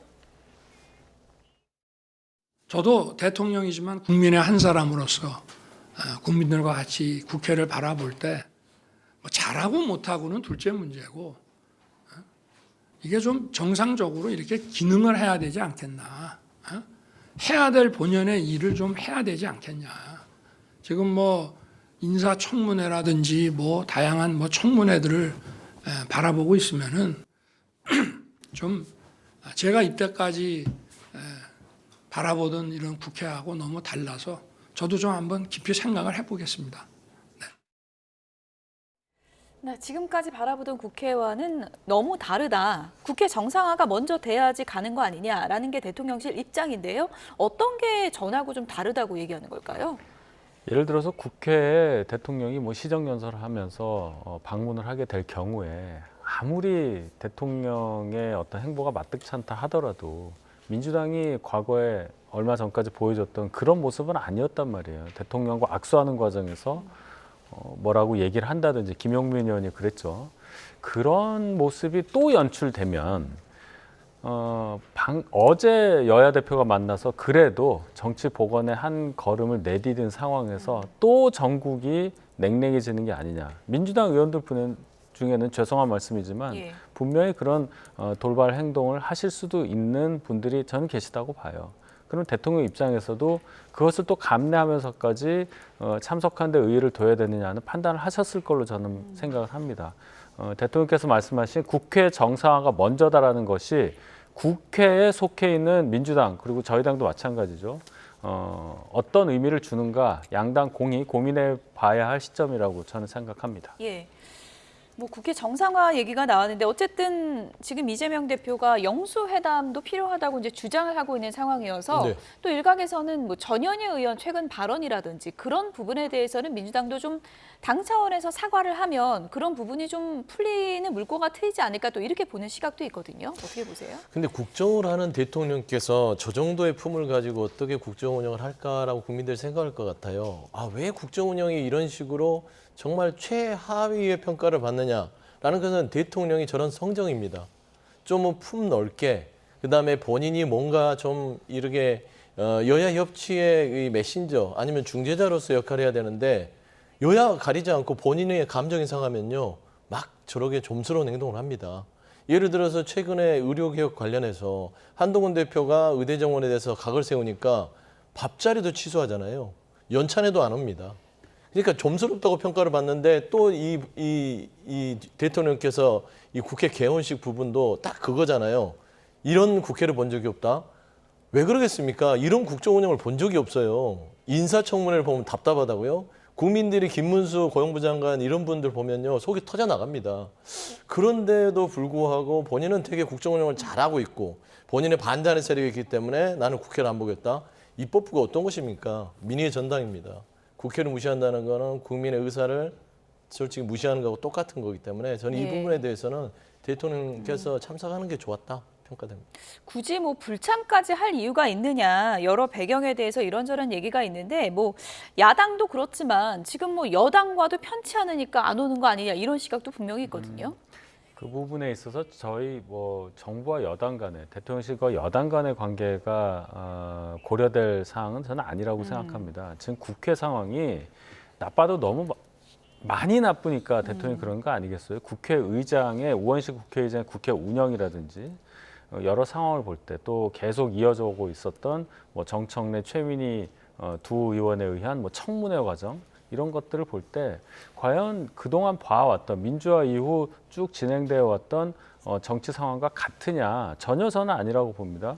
그런 차원에서 대통령실 차원에서도 판단을 할 수밖에 없었던 그런 극한 상황으로 저도 보기 때문에 대통령의 불참이 왜 국회를 안 오냐 이렇게 단순하게 질문하고 답하기에는 너무 큰 사안이라고 저는 봅니다. 예. 뭐 여야 대표는 이제 뭐 회담을 통해서 대화의 물꼬를 트긴 했지만 민주당과 대통령실과의 기류는 냉랭한 기류가 계속되고 있는 것 같습니다. 민주당에서는 지금 계엄령이라는 단어를 계속해서 꺼내고 있는데요. 계엄 관련해서 이제 한동훈 대표가 지금 당대표 모두 발언에서 당대표가 공식적으로 얘기할 정도면 이거 근거가 있어야 되는 거 아니냐. 어떤 근거가 있냐 이 얘기거든요. 근거라는 게 아마 그런 것 같아요. 최근에 이제 군 정보 라인에서 이런 얘기들이 좀 들어오는 것 같고요. 물론 이제 이게 정확하게 어떤 뭐 문건으로 밝혀지지는 않은 것 같습니다. 근데 8년 전에 이제 박근혜 전 대통령 탄핵 즈음에 해서 군 문건에서 결국에는 계엄령 이후에 국회를 어떻게 해서 무력화시키는지에 대한 구체적인 안들이 나와 있어요. 그리고 최근에 윤석열 대통령의 국정 운영을 보면 이거는 최소 뭐 지지율이 뭐 10%든 1% 가더라도 이렇게 그냥 가겠다. 그리고 국민적 저항이 있으면 계엄이라도 선포해서 본인의 어떤 그 권력 이런 부분들을 유지하려고 하는 거 아니야. 라는 어떤 우려들이 많이 들어오기 때문에 단순히 우려에 대한 주장입니다. 우려고 우려에 대한 표명에 대해서 너무 과잉 반응해서 뭐 근거를 대라 하는 부분들은 좀 아닌 것 같고요. 일단은 저도 개인적으로는 이재명 대표의 전체적인 여야 대표 회담 높이 평가하는데 계엄에 대한 부분들은 옥에 튀었다라고 저는 평가하고 있습니다. 예. 지금 막 속보가 들어와서요. 이 속보 내용 잠시 좀 전해드리겠습니다. 윤석열 대통령이 지금 추석 연휴 앞두고 응급 의료 체계가 지금 비상이 걸렸는데요. 오늘 오전 수석 비서관 회의에서 중앙과 지방이 함께 추석 연휴 의료 특별 대책에 만전을 기해 주시기를 바란다 이렇게 당부했다는 속보가 들어왔습니다. 또 의료 현장을 굳건히 지키고 있는 의료진에게 감사하고 또 격려의 말씀을 드린다. 그리고 환자 곁을 지키는 의료진에게 감사를 표했다는 속보가 들어왔는데요.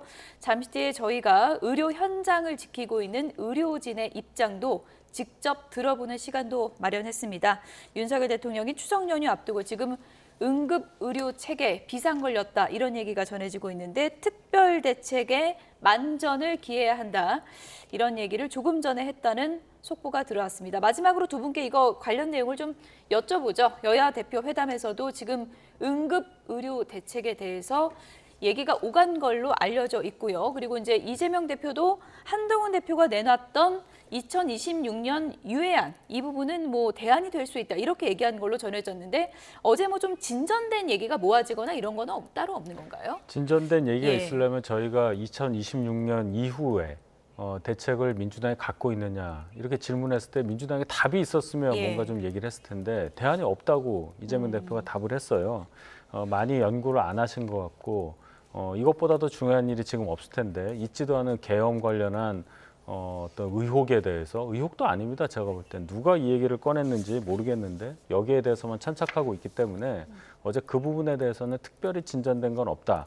그리고 제가 볼 때는 여야가 국회 차원에서 여기에 대해서 뭔가 합의를 하더라도 결국은 정부의 입장과 의료계의 입장이 만나야 하는 부분이기 때문에 이 부분은 정부가 주도권을 계속 갖고 있다고 봐야 되겠죠. 의료 현장의 지금 상황이 심각하다는 데는 여야 대표가 인식을 이제 같이 공감한 것 같은데 추후에 좀 논의가 있겠죠? 추후에 논의가 충분히 있을 것이고 이제 의료 이 대란을 막을 수 있는 결정 권한은 정부에 있습니다. 정부가 결단을 하면 되는 것이고 이게 입법 과제가 아니기 때문에 일단은 여야 대표 간에 이번에 어떤 합의점이 도출이 안 된 부분은 아쉽지만 대통령께서 지금 만전을 기해라, 의료진에 감사하다라고 해서 국민의 생명이 위태롭지 않은 거 아니지 않습니까? 그래서 저는 최소한 대통령께서 이런 언어적인 어떤 그런 수사를 가지고 해결하려고 하지 마시고 현실적인 대안을 내놓으셔야 된다. 이 국민 생명, 건강은요, 이건 최우선이 돼야 되고요. 비록 대통령이라 할지라도 이건 함부로 대해서는 안 된다. 라는 좀 말씀 좀 드리고 싶습니다. 네, 전국 소식은 여기까지 줄이겠습니다. 윤희석 국민의힘 선임 대변인, 서용주 맥 정치사회 연구소장 두 분이었습니다. 고맙습니다. 네.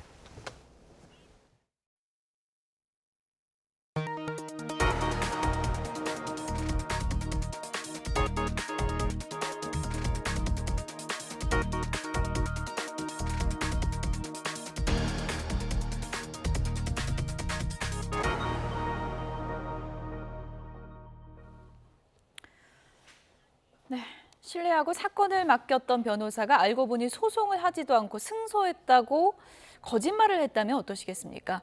변호사가 판결문까지 위조해 의뢰인을 감쪽같이 속인 사실이 YTN 취재 결과 확인됐는데요. 이 변호사는 이전에도 의뢰인의 공탁금을 마음대로 썼다가 징계를 받은 전력이 있었습니다. 이현정 기자의 단독 보도입니다. 휴대전화 도매업을 하는 자영업자 박모 씨. 2년 전 갑자기 잠적한 거래업체를 상대로 위약금 청구 소송을 하기 위해 A 변호사를 선임했습니다. 수임료 880만 원을 줬고 중간에 가압류를 신청했다고 해 공탁금 명목으로 500만 원까지 건넸습니다. 그로부터 1년 정도 지난 지난해 12월, A 변호사는 1심에서 이겼다는 반가운 소식을 알렸고 박 씨는 330만 원을 추가로 주고 항소심까지 맡겼습니다. 그런데 A 변호사는 좀처럼 판결문을 보여주지 않았습니다. 가서 뭐 공부하고 왔다.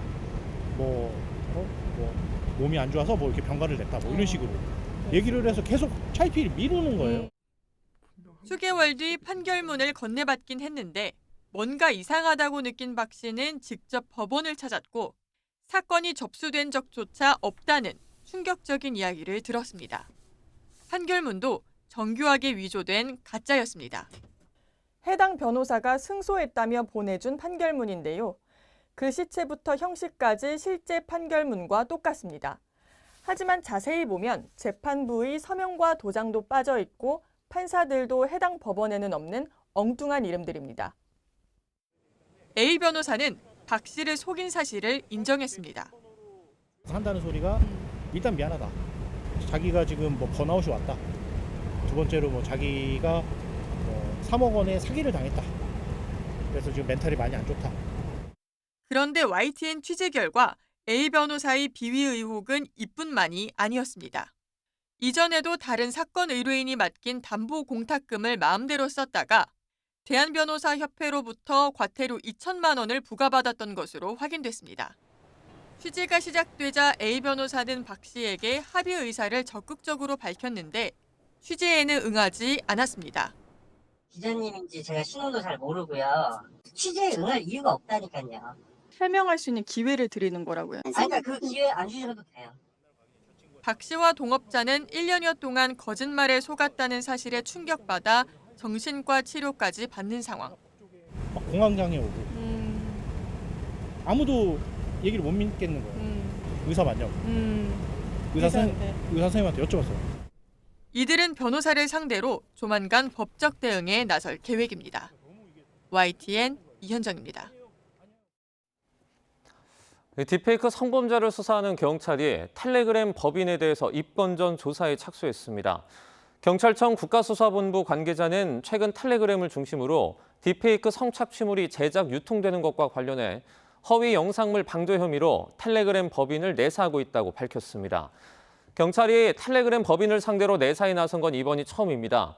경찰은 또 지난 한 주 동안 딥페이크 피해 신고가 88건이 접수됐다며 피의자 24명을 특정해 입건했다고 말했습니다. 이태원 참사 부실 대응 혐의를 받는 김광호 전 서울경찰청장에 대한 검찰의 구형이 오늘 있을 예정입니다. 서울 서부지방법원은 업무상 과실치사상 등의 혐의로 기소가 된 김 전 청장 등 3명의 결심 공판을 오늘 오후에 진행합니다. 김 전 청장은 참사 이전부터 인파 관리가 필요하다는 보고를 여러 차례 받았는데도 구체적인 업무 지시를 하지 않아 주의 의무를 다하지 않은 혐의를 받습니다. 이들은 이태원 참사는 예견할 수 있는 일이 아니었다며 혐의를 모두 부인하고 있습니다. 그룹 뉴진스의 소속사 어도어의 김주영 신임 대표이사가 최우선 과제는 조직 안정화라고 강조했습니다. 김 대표는 선임 당일인 지난달 27일 어도어 직원들에게 이메일을 보내 대표이사 교체는 레이블 운영 원칙에 따라서 제작과 경영을 분리한 것이라고 밝혔습니다. 이어 민희진 전 대표는 사내 이사직을 유지하고 뉴진스 프로듀싱 업무도 그대로 맡을 것이라고 알렸습니다. 어도어는 과거 사내 성희롱 사건이 있었고 민 전 대표가 이를 은폐하려 했다는 의혹에 대해서는 재조사를 진행할 계획입니다. 음악을 크게 튼 승객에게 소리를 줄여달라고 했더니 폭언과 욕설을 들었다는 택시기사의 제보가 YTN에 들어왔습니다. 택시기사들이 이런 일을 겪는 건 다반사인데 운전 중에 싸움으로 번질까 참고 넘어가는 경우가 많다고 하는데요. 유서영 기자가 취재했습니다. 젊은 여성 등 4명이 택시에 탑니다. 그런데 조수석에 앉은 여성이 노래를 크게 틀고 영상을 찍기 시작합니다. 운전에 방해되자 택시 기사는 소리를 줄여달라고 부탁하는데 오히려 반말로 조용히 하라는 반응이 돌아옵니다. 소리 좀 줄여주세요.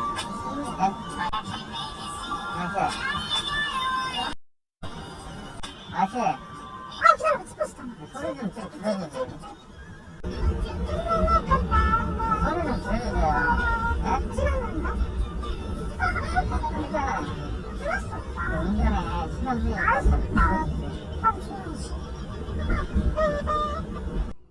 잠시 후 승객은 기사에게 냄새가 난다며 조롱하더니 막말을 이어갑니다.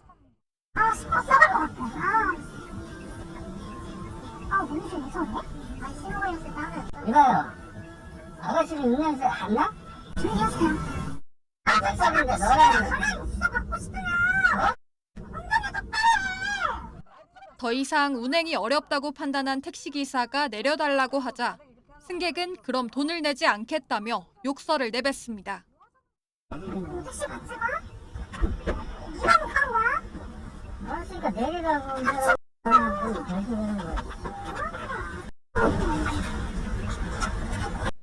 운행 시간은 10분 남짓, 요금 6,000원 정도가 자동 결제되자 차에서 내린 승객은 몇 분 뒤 문자 메시지로 기사를 협박했습니다. 돈을 받았으니 경찰에 신고하겠다며 택시 기사를 못하게 만들어주겠다고 으름장을 놓았습니다. 피해 택시 기사는 결제 요금을 취소했습니다. 그런데 택시 기사들이 이런 피해를 겪는 건 다반사입니다. 택시 기사 약 500명 가운데 절반 가까이는 3개월에 한 번 이상 승객으로부터 폭언이나 협박을 경험하는 것으로 조사됐는데 이 가운데 64%는 그냥 참고 넘어간다고 답했습니다. 자칫 운전 중에 큰 싸움으로 번질까 적극적으로 대응하기도 쉽지 않은 상황. 택시 기사들의 피해는 반복되고 있습니다. 제 심정이야 당연히 너무 황당하니까 뭐라고 말이 안 나와요.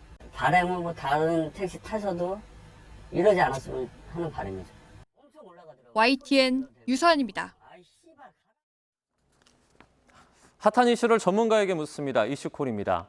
2달 남짓 남은 미국 대통령 선거, 민주당 해리스 부통령과 공화당 트럼프 전 대통령의 지지율은 접전 양상이 이어지고 있습니다.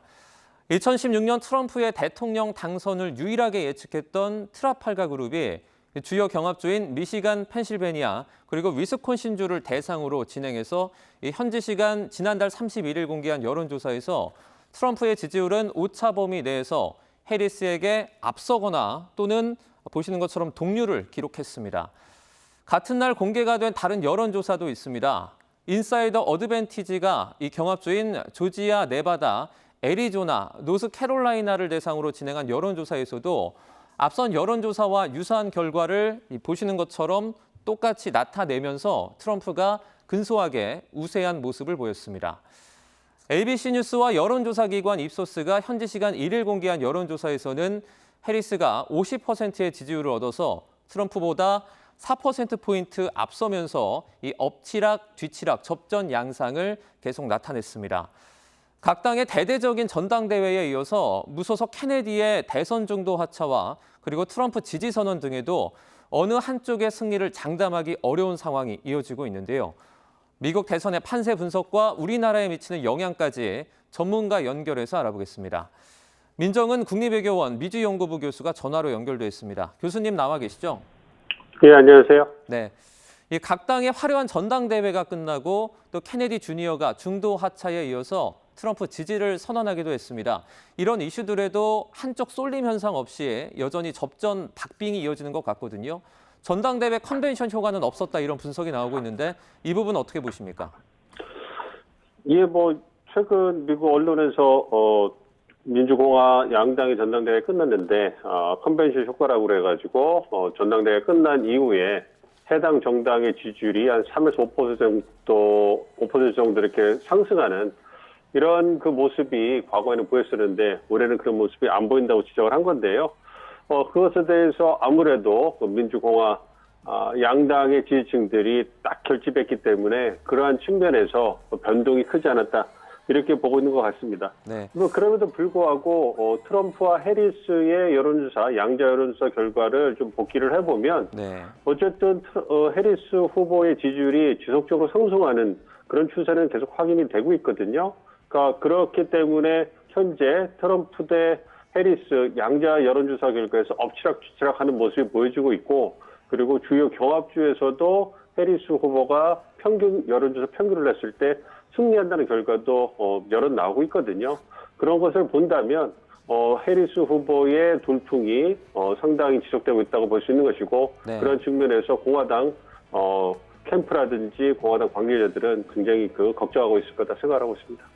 네, 지금 두 후보 모두 약점을 보완하기 위해서 지금 기존의 입장을 조금씩 수정하는 모습을 보이고 있는데요. 예컨대 낙태 또는 프래킹 등의 이슈가 있습니다. 그만큼 각자 정말 간절한 상황이다 이렇게 봐야겠죠? 그렇죠. 이제 말씀드린 것처럼 양당의 지지층은 거의 결집을 한 상황이에요. 그렇기 때문에 자신에게 표심을 보이지 않는 경합주라든지 취약 유권자 계층에 대해서 이제 확장성을 하는 모습을 보여야 되는 거거든요. 그래서 말씀해 주신 것처럼 해리스 후보 같은 경우에는 펜실베니아주 가장 중요한 경합주죠. 네. 그 표심을 잡기 위해서 프래킹, 수압 파쇄법이라고 해가지고 이제 셰일 가스를 추천한 방식에 대해서 과거에는 환경 문제, 여타 건강 문제 때문에 반대를 했는데 이 부분에 대해서 2020년부터 입장을 바꿔서 지지하는 입장을 보였고 그리고 최근에는 그런 입장을 재확인하는 모습을 보여줬거든요. 아무래도 펜실베니아 유권자들이 경제 부분에서 수압 파쇄법이라는 그걸 지지하면서 많은 경제 이익을 얻기 있기 때문에 그 부분에서 표심을 고려한 것 같고요.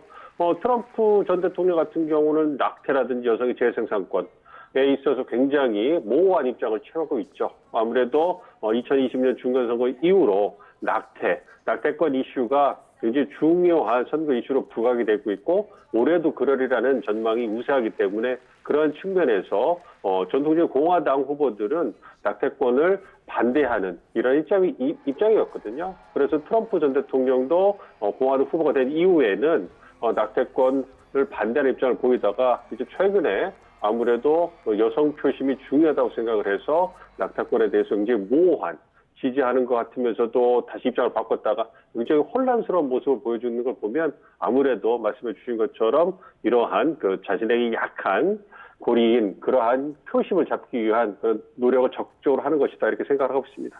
네, 이제 미국의 어떤 간접 선거의 형식상 핵심은 경합주에서의 승리일 겁니다. 선거인단의 수가 큰 곳들이 좀 눈에 띄긴 하는데요. 눈여겨볼 경합주들 어떤 곳들이 있죠? 예, 그 러스트벨트 3곳, 위스콘신, 미시간, 펜실베니아, 선벨트 3곳, 조지아, 애리조나, 네바다인데요. 이 6개 중에서 가장 중요하다고 눈여겨봐야 된다고 생각하는 곳은 2곳이에요. 펜실베니아, 러스트벨트 펜실베니아 19개의 선거인단이 걸려있기 때문에 이 펜실베니아를 누가 가져가느냐가 이번 대선 결과에 굉장히 중요한, 가장 중요한 마지막 퍼즐을 맞출 거라고 생각을 하기 때문에 말씀드린 것처럼 해리스 후보가 어떤 그 안반 수압 파쇄법에 있어서도 입장을 바꾸는 이런 모습을 보여준 거고요. 조지아도 굉장히 중요하죠. 선거인단 16표가 결려있고 전통적으로 공화당 지지세가 강한 지역이 있는데 2020년에 바이든이 신성을 거둔 지역이에요. 아무래도 젊은 층이라든지 흑인 유권자들이 많이 있고 유입이 됐기 때문에 그런 측면을 반영하고 있고 최근 여론조사 결과를 보면 0.2%, 0.6% 이 정도 차이로 두 후보가 치열하게 경쟁을 하고 있는 지역이기 때문에 이 조지아에서의 표심을 잡는 것도 굉장히 이번 선거 결과에 영향을 끼칠 거라고 생각하고 있습니다. 네, 지금 미국의 대선 결과가 뭐 경제나 군사 등 많은 분야에서 우리나라에 영향을 주지 않습니까? 대비가 좀 필요할 것 같은데 이 트럼프는 미국이 어떤 동맹국들에게 이용을 당했다 이렇게 목소리를 높이기도 했거든요. 해리스와는 좀 이견을 보이는 부분이 상당히 있어 보여요. 그렇습니다. 트럼프 전 대통령 같은 경우는 거래 중심적 동맹관, 비용 편익에 따라서 동맹의 활용을 결정하는 이러한 시각으로 유명하잖아요. 그렇기 때문에 트럼프 행정부 4년 동안에 우리가 혈맹으로서 한미동맹 유지하는데 상당히 어려움을 겪었던 게 사실이고요. 이러한 부분을 다시 2024년 대선 기간에 강조를 하고 있는 거죠. 구체적으로 나토 회원국들에 대해서 어떤 GDP 대비 방위비 2%가 아니라 3%까지 올려야 된다라고 지금 이제 엄포를 놓고 있거든요. 이것은 아무래도 나토 32개국 중에 23개국이 2% 달성을 할 것 같으니까 이거에 대응해서 먼저 선제적으로 3% 어떤 그러한 공약을 하고 있는 거거든요. 이걸 통해 가지고 자신에게 가장 유리한 퍼센테이지를 끌어내겠다는 그런 거래 중심적인 그러한 그 동맹 간의 표상이라고 할 수 있고요. 그렇기 때문에 한국에게도 그러한 무리한 요구가 들어올 가능성이 크기 때문에 이에 대해서 대비해야 된다. 이러한 목소리가 커지고 있는 상황입니다. 네, 2달 정도 남은 미국 대선입니다. 이제 현재 시간 10일에 얼마 남지 않았는데요. 해리스와 트럼프의 첫 TV 토론도 앞두고 있고요. 미 대선 판세 계속 지켜보도록 하겠습니다. 네, 미국 대선 민정훈 국립외교원 미주연구부 교수와 알아봤습니다. 고맙습니다. 예, 감사합니다. 오늘 전국 곳곳에 산발적인 비가 내리는 가운데 중부지방은 기온이 30도를 밑돌며 선선하겠습니다. 비구름을 몰고 오는 기압골이 찬 공기도 동반하기 때문인데요. 햇볕도 구름이 막고 있으면서 기온도 크게 오르지 못하고 있습니다.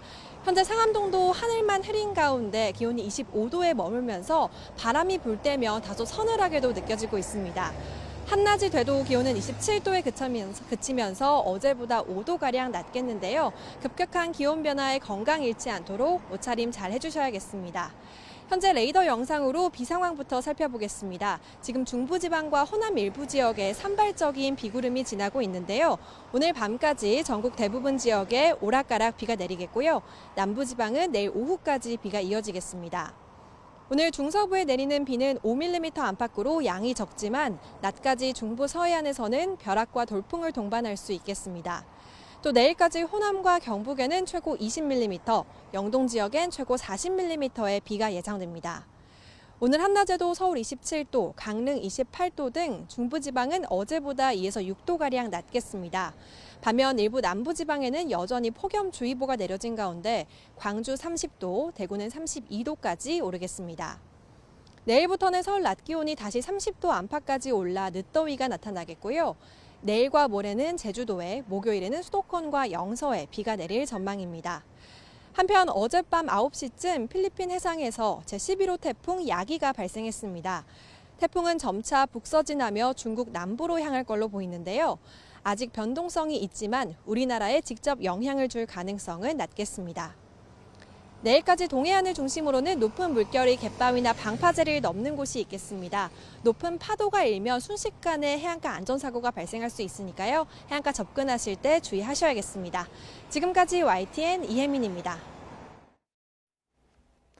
올해 김치 수입이 지난해보다 7% 가까이 증가해서 역대 최대를 기록한 것으로 나타났습니다. 관세청 수출입 통계를 보면 올해 들어 7월까지 김치 수입액은 9,847만 달러, 1,300억 원으로 지난해 같은 기간보다 6.9% 증가했습니다. 고금리와 고물가 속에 가계 흑자액이 최근 8개 분기 내내 줄어든 것으로 집계됐습니다. 통계청 국가통계 포털을 보면 올해 2분기 가계 흑자액은 월 평균 100만 9천 원으로 1년 전보다 1.7% 18,000원이 줄었습니다. 가계 흑자액은 8개 분기째 줄어서 2006년 1인 가구를 포함해 가계 동향이 공표된 뒤로 역대 최장기간 감소했습니다. 가계 흑자액 감소는 고스란히 소상공인까지 영향을 줬습니다. 음식점을 포함한 소매 판매액 지수가 16개월째 줄어서 역대 최장기간 감소했습니다. 통계청 국가통계 포털을 보면 지난 7월 음식점을 포함한 소매 판매액 지수는 1년 전보다 2.4% 줄어 지난해 4월부터 16개월째 감소했습니다. 정부는 소상공인 전기요금 지원에 나섭니다. 중소벤처기업부는 소상공인 전기요금 지원 대상을 확대한 제4차 전기요금 특별지원 사업의 접수를 오늘부터 받는다고 밝혔습니다. 이번 전기요금 지원 대상은 기존 연매출 6천만 원 이하의 소상공인에서 연매출 1억 400만 원 미만의 소상공인으로 확대됐으며 지원 금액은 최대 20만 원입니다. 어느새 온라인 쇼핑이 오프라인 쇼핑몰을 앞지르고 대세가 되면서 요즘 대형마트들은 생존 전략 찾기에 한창입니다. 단순한 쇼핑 장소를 넘어서 휴식할 수 있는 공간을 만들고 강점이 있는 식품을 전면에 내세우는 등 다양한 시도를 하고 있습니다. 오동건 기자가 취재했습니다. 책과 커피로 채운 공간. 불과 몇 달 전은 상품으로 가득 찬 매대가 있던 곳이었습니다. 최근 대형마트들이 단순히 상품을 구매하는 공간에서 벗어나려는 시도를 하고 있습니다. 카페 같고 서점 같아서 기다리기가 편해요. 둘이 만나서 이야기도 하고 쇼핑도 하고 여러 가지 할 수 있을 것 같아요. 온라인 쇼핑이 꾸준히 성장하며 오프라인 대형마트들은 어려움을 겪어왔습니다. 지난해 사상 처음으로 온라인 판매 비중이 오프라인 매출을 넘어섰고 올해도 이런 추세가 계속돼 대형마트 지난달 매출은 8% 가까이 떨어졌습니다. 그간의 몸집 분리기를 끝내고 소비 변화를 담아낼 공간의 혁신이 필요한 상황. 대형마트 3사를 기준으로 이렇게 2021년 이후로 신규 입점은 없습니다. 대신 공간을 재창출해서 변화에 적응하고 있습니다. 실제로 이마트는 죽전점을 시작으로 체험형 쇼핑 공간을 시험 중이고 롯데마트와 홈플러스는 식료품 위주의 매장으로 재탄생하고 있습니다. 기존의 대형 이마트를 혁신적으로 줄이고 고객들이 쇼핑이 아니더라도 편안하게 와서 휴식하고 문화생활을 즐길 수 있도록 한 것이 특징입니다. 식료품 중심으로 재탄생한 매장입니다. 마트에서 직접 만든 조리식품을 확대해 소비자의 동선에 맞춰 베이커리와 함께 전면에 배치했습니다. 치킨 종류의 제품은 큰 호응을 얻어 이달 초 1,000만 개가 넘게 팔렸습니다. 온라인이나 이런 데서 사는 것보다는 신선해서요. 그리고 저렴하기도 하고 또 구매평들 보면은 맛도 괜찮은데 저렴해서. 온라인 쇼핑 전성시대. 오프라인 대형마트들은 생존을 위해 과감한 변신을 이어가고 있습니다. YTN 오동건입니다. 네, 의료 공백이 장기화되면서 일부 병원의 응급실 운영은 이제 서서히 제한되고 있습니다. 응급실 뺑뺑이 문제가 계속되는 가운데 추석 연휴 의료 대란 우려까지 나오고 있는데요. 응급실의 상황이 지금 얼마나 심각한지 좀 들어보겠습니다. 현장에서 직접 근무하고 계신 이영민 대한응급의학의사회 회장 모셨습니다. 어서 오세요. 안녕하세요. 네. 사실 요즘에 워낙 인력이 없는 상황이기 때문에 이렇게 출연 섭외 드리기도 좀 마음이 무거웠는데 오늘도 당직하고 오신 거죠? 어제 근무하다가 섭외 전화를 받았고요. 예. 아침에 근무 교대를 하고 간신히 옷 갈아입고 시간 맞춰서 올 수 있었습니다. 아침 몇 시까지 근무하신 거예요? 보통 이제 대부분 병원들이 8시에서 9시 사이에 교대를 하는 예. 경우들이 많이 있습니다. 예, 아침 8시까지 근무하시고 지금 이렇게 나와주셔서 감사합니다. 이전 응급실 근무와는 근무 형태가 좀 어떻게 달라진 거예요? 보통은 이제 교육수련병원 같은 경우에 대부분 상급 종합병원들이죠. 예. 교육수련을 담당하는 지도 전문의들과 전공의들이 함께 근무를 하는 이런 형태, 즉 전문의와 전공의가 함께 근무하는 형태에서 예. 지금 전공의들이 다 없는 상태이다 보니까 전문의들이 그 전공의들의 빈자리를 메우고 있습니다. 예. 이전에 3명에서 4명 아니면 5명에서 6명이 함께 하던 일을 지금은 전문의 1명에서 2명이 모든 일을 감당하려다 보니 한계 상황에 봉착하고 있는 상황입니다. 예, 지금 뭐 일산 백병원 응급실에서 직접 현장에서 지금 일을 하고 계시기 때문에 그러니까 전에는 전문의가 보통 이제 서너 명이 있었는데 지금은 그럼 전문의 한두 명이 모든 환자를 봐야 되는 그런 상황이겠군요. 그러면 맞습니다. 응급 환자가 여러 명이 들어오면 전문의 한 명에서 그걸 어떻게 해결을 하는 건가요? 바로 그 문제 때문에 저희가 이제 응급실의 위기에 대해서 여러 번 언론에 이야기를 드렸고요. 기자회견 때도 그런 비슷한 이야기를 했습니다만 혼자 근무하는 게 그냥 힘들고 말고의 문제는 아닙니다. 상급 종합병원들 같은 경우에는 중증 환자들이 여러 명이 오고 하는 상황이기 때문에 동시에 중증 환자가 2명 이상 발생을 한다면 분명히 이제 환자의 어떤 치료 결과에 영향을 미칠 수가 있다. 상당히 위험한 상황이다. 저희 그렇게 판단하고 있습니다. 네. 실제로 이제 근무를 하시는 거니까 최근에 근무하셨을 때 그렇게 이제 응급 환자들이 여러 명이 왔을 때 굉장히 좀 난처했던 그런 경험이 있으시면 좀 얘기를 해주시면 도움이 될 것 같습니다. 어제도 제가 근무를 하고 왔지만 심폐소생술 환자가 2분이 오셨습니다. 예. 보통 심폐소생술을 할 때 외국의 경우에는 심폐소생술 환자를 담당하는 의사는 최소한 1시간 반에서 2시간 그 심폐소생술 환자만 집중을 해서 진료를 해야 합니다. 예. 근데 이제 당시에 한 10명에서 12명 정도의 환자들이 제 담당으로 있었기 때문에 제가 심폐소생술 환자를 담당하는 1~2시간은 그 다른 환자들에는 전혀 신경을 쓸 수 없는 일종의 그런 위험한 상황에서 근무를 하고 있었던 거죠. 네. 뭐 의사 입장에선 그런 위급한 환자를 보면 뭐 굉장히 절박한 마음이 또 이제 같이 들 텐데 일단 손이 없으니까 응급 환자가 여러 명 왔을 때는 한 환자에게 신경을 쓸 수밖에 없는 그런 상황이고 그런 경우는 어떻게 합니까? 다른 병원으로 이제 돌려보내는 겁니까? 어떤 시스템으로 지금 돌아가고 있는 건가요? 네, 그래서 제가 심폐소생술을 하는 동안에도 환자를 보내겠다고 전화가 한 서너 통이 왔습니다만 그 짧은 순간에도요. 그동안은 저희가 환자를 수용할 수가 없었던 것이죠. 결국은 저희 병원이 아닌 다른 병원을 찾아서 치료를 받아야 하는 지금의 상황은 그렇습니다. 네. 그러니까 전공의와 전문의가 함께 있는 그런 상황에서 이제 전문의 뭐 1~2명이 다 소화를 해야 되는 그런 어려운 상황이라고 얘기를 해주셨는데 지금 뭐 굳이 비교하기는 좀 어려울 수 있겠지만 기존 업무량의 한 몇 배 정도라고 볼 수 있을까요? 절대적인 시간도 물론 증가를 했지만 업무의 내용 자체도 되게 많이 증가를 했다라고 저희는 판단하고 있습니다. 결국은 응급실이라고 하는 것은 병원의 축소판이기 때문에 병원의 배후 진료 능력이 떨어지게 된다면 응급실의 업무 부담은 뭐 기하급수적으로 증가를 하거든요. 결국은 환자가 들어오는 것이 중요한 게 아니라 환자가 들어오고 나서 이제 최종적으로 결정이 돼서 나가는 어떤 그런 흐름을 관리를 해줘야 되는데 나가지를 못하게 된다면 정체가 되죠.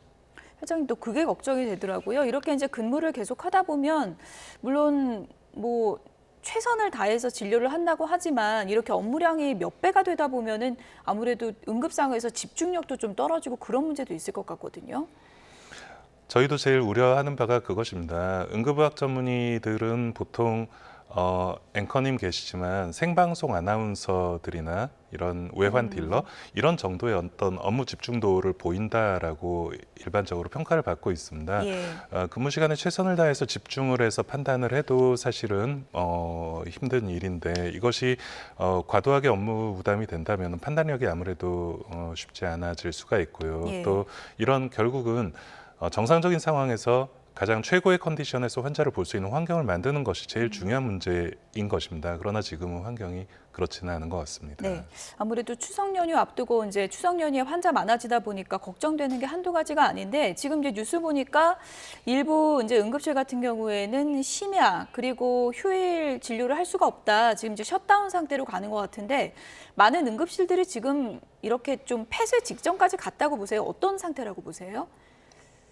길어지면서 이 사태 자체가 길어지면서 어떤 물리적인 한계에는 이미 초과를 한 상황이고요. 지금까지 버텨온 것이 사실은 기적이라고 생각을 합니다. 이제는 그 한계를 넘어선 그런 현상으로 셧다운이라고 하는 병원들이 하나 둘씩 나타나기 시작을 했고요. 그리고 그 셧다운되는 병원들이 차츰 주변과 전국으로 퍼져가고 있고요. 앞으로는 차츰 더 나빠질 수밖에 없는 상황이다라고 생각하고 있습니다. 제가 뭐 기간을 이렇게 여쭤보는 게 적합한지는 잘 모르겠지만 어느 정도 그래도 버틸 수 있다라고 하면 어느 정도 기간이라고 보세요? 지금까지 버틴 게 기적이라고 생각한다면 남은 시간이 그렇게 길지는 않을 것이라고 생각하고요. 이 일에 어떤 반전이 없다라고 한다면 최소한 내년 그리고 길게는 5년 네, 정부의 담화에서 보듯이 앞으로 10년 동안 참을 수 있을지는 모르겠습니다. 저희 입장에선 불가능할 것이라고 봅니다. 예. 비상진료가 지금 유지 가능한 상황인지 이 부분과 관련해서 뭐 현장의 목소리를 저희가 듣고 있는데 이제 정부 측의 또 판단은 조금은 좀 결이 다른 것 같기도 하고요. 조규홍 보건복지부 장관이 오늘 언론 인터뷰에서 어떤 얘기를 했는지 좀 들어보도록 하겠습니다. 예, 응급실 운영에 그 어려움은 있지만 응급 진료 유지는 가능하다고 생각이 듭니다. 권역 응급의료센터 같은 경우는 전공의가 30%를 차지했는데 다 지금 현장을 다 나가시지 않으셨습니까?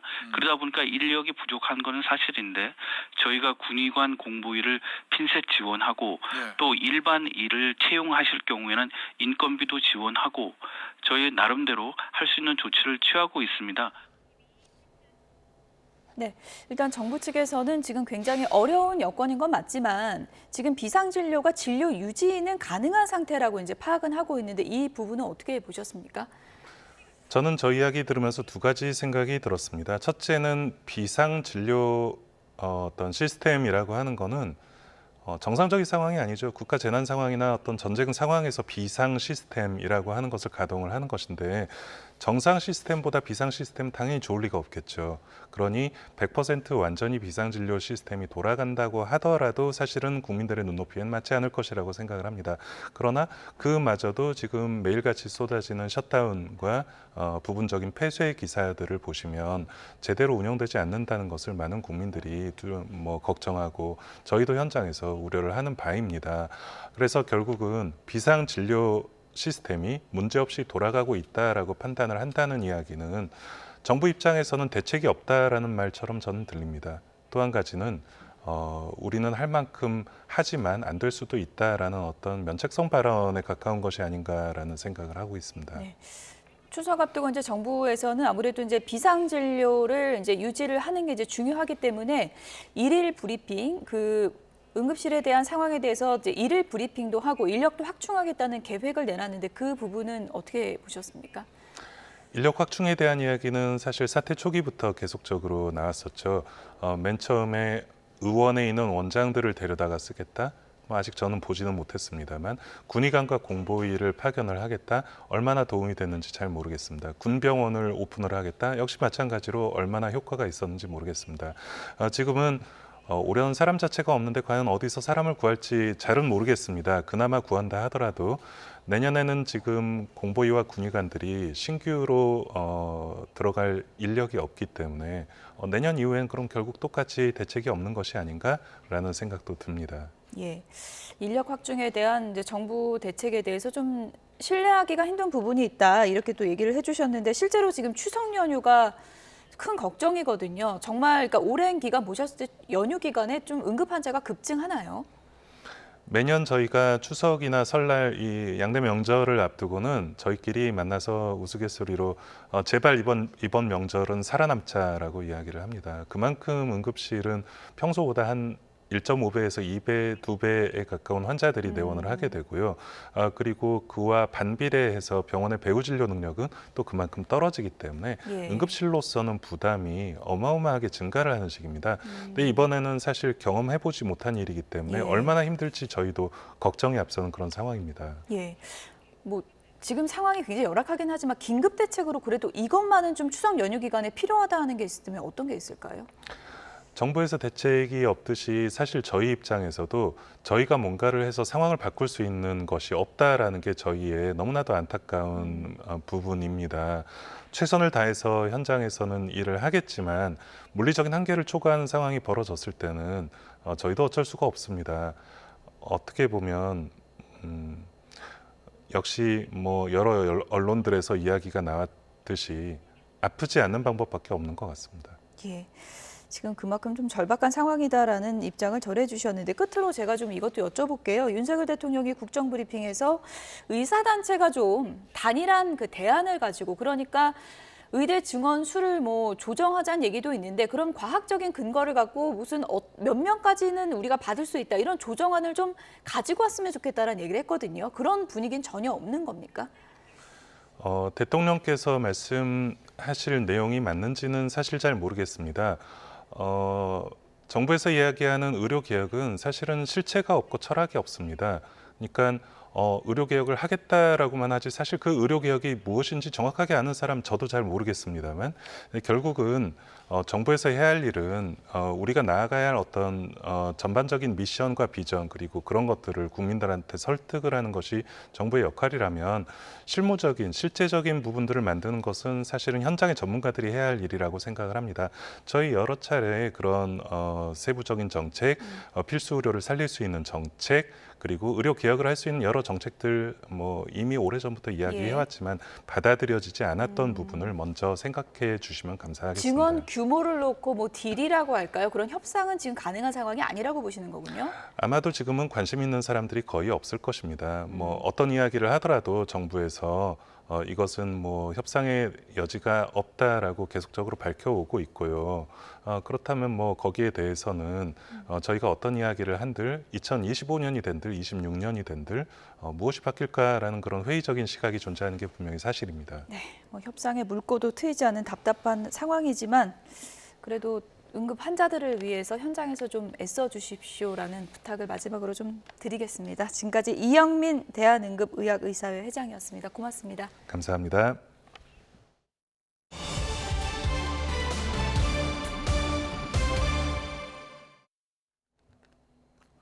네, 지금 이쪽에 보시면요. 하얗게 꽁꽁 얼어서 죽어있는 사냥 한 마리를 보실 수가 있었습니다.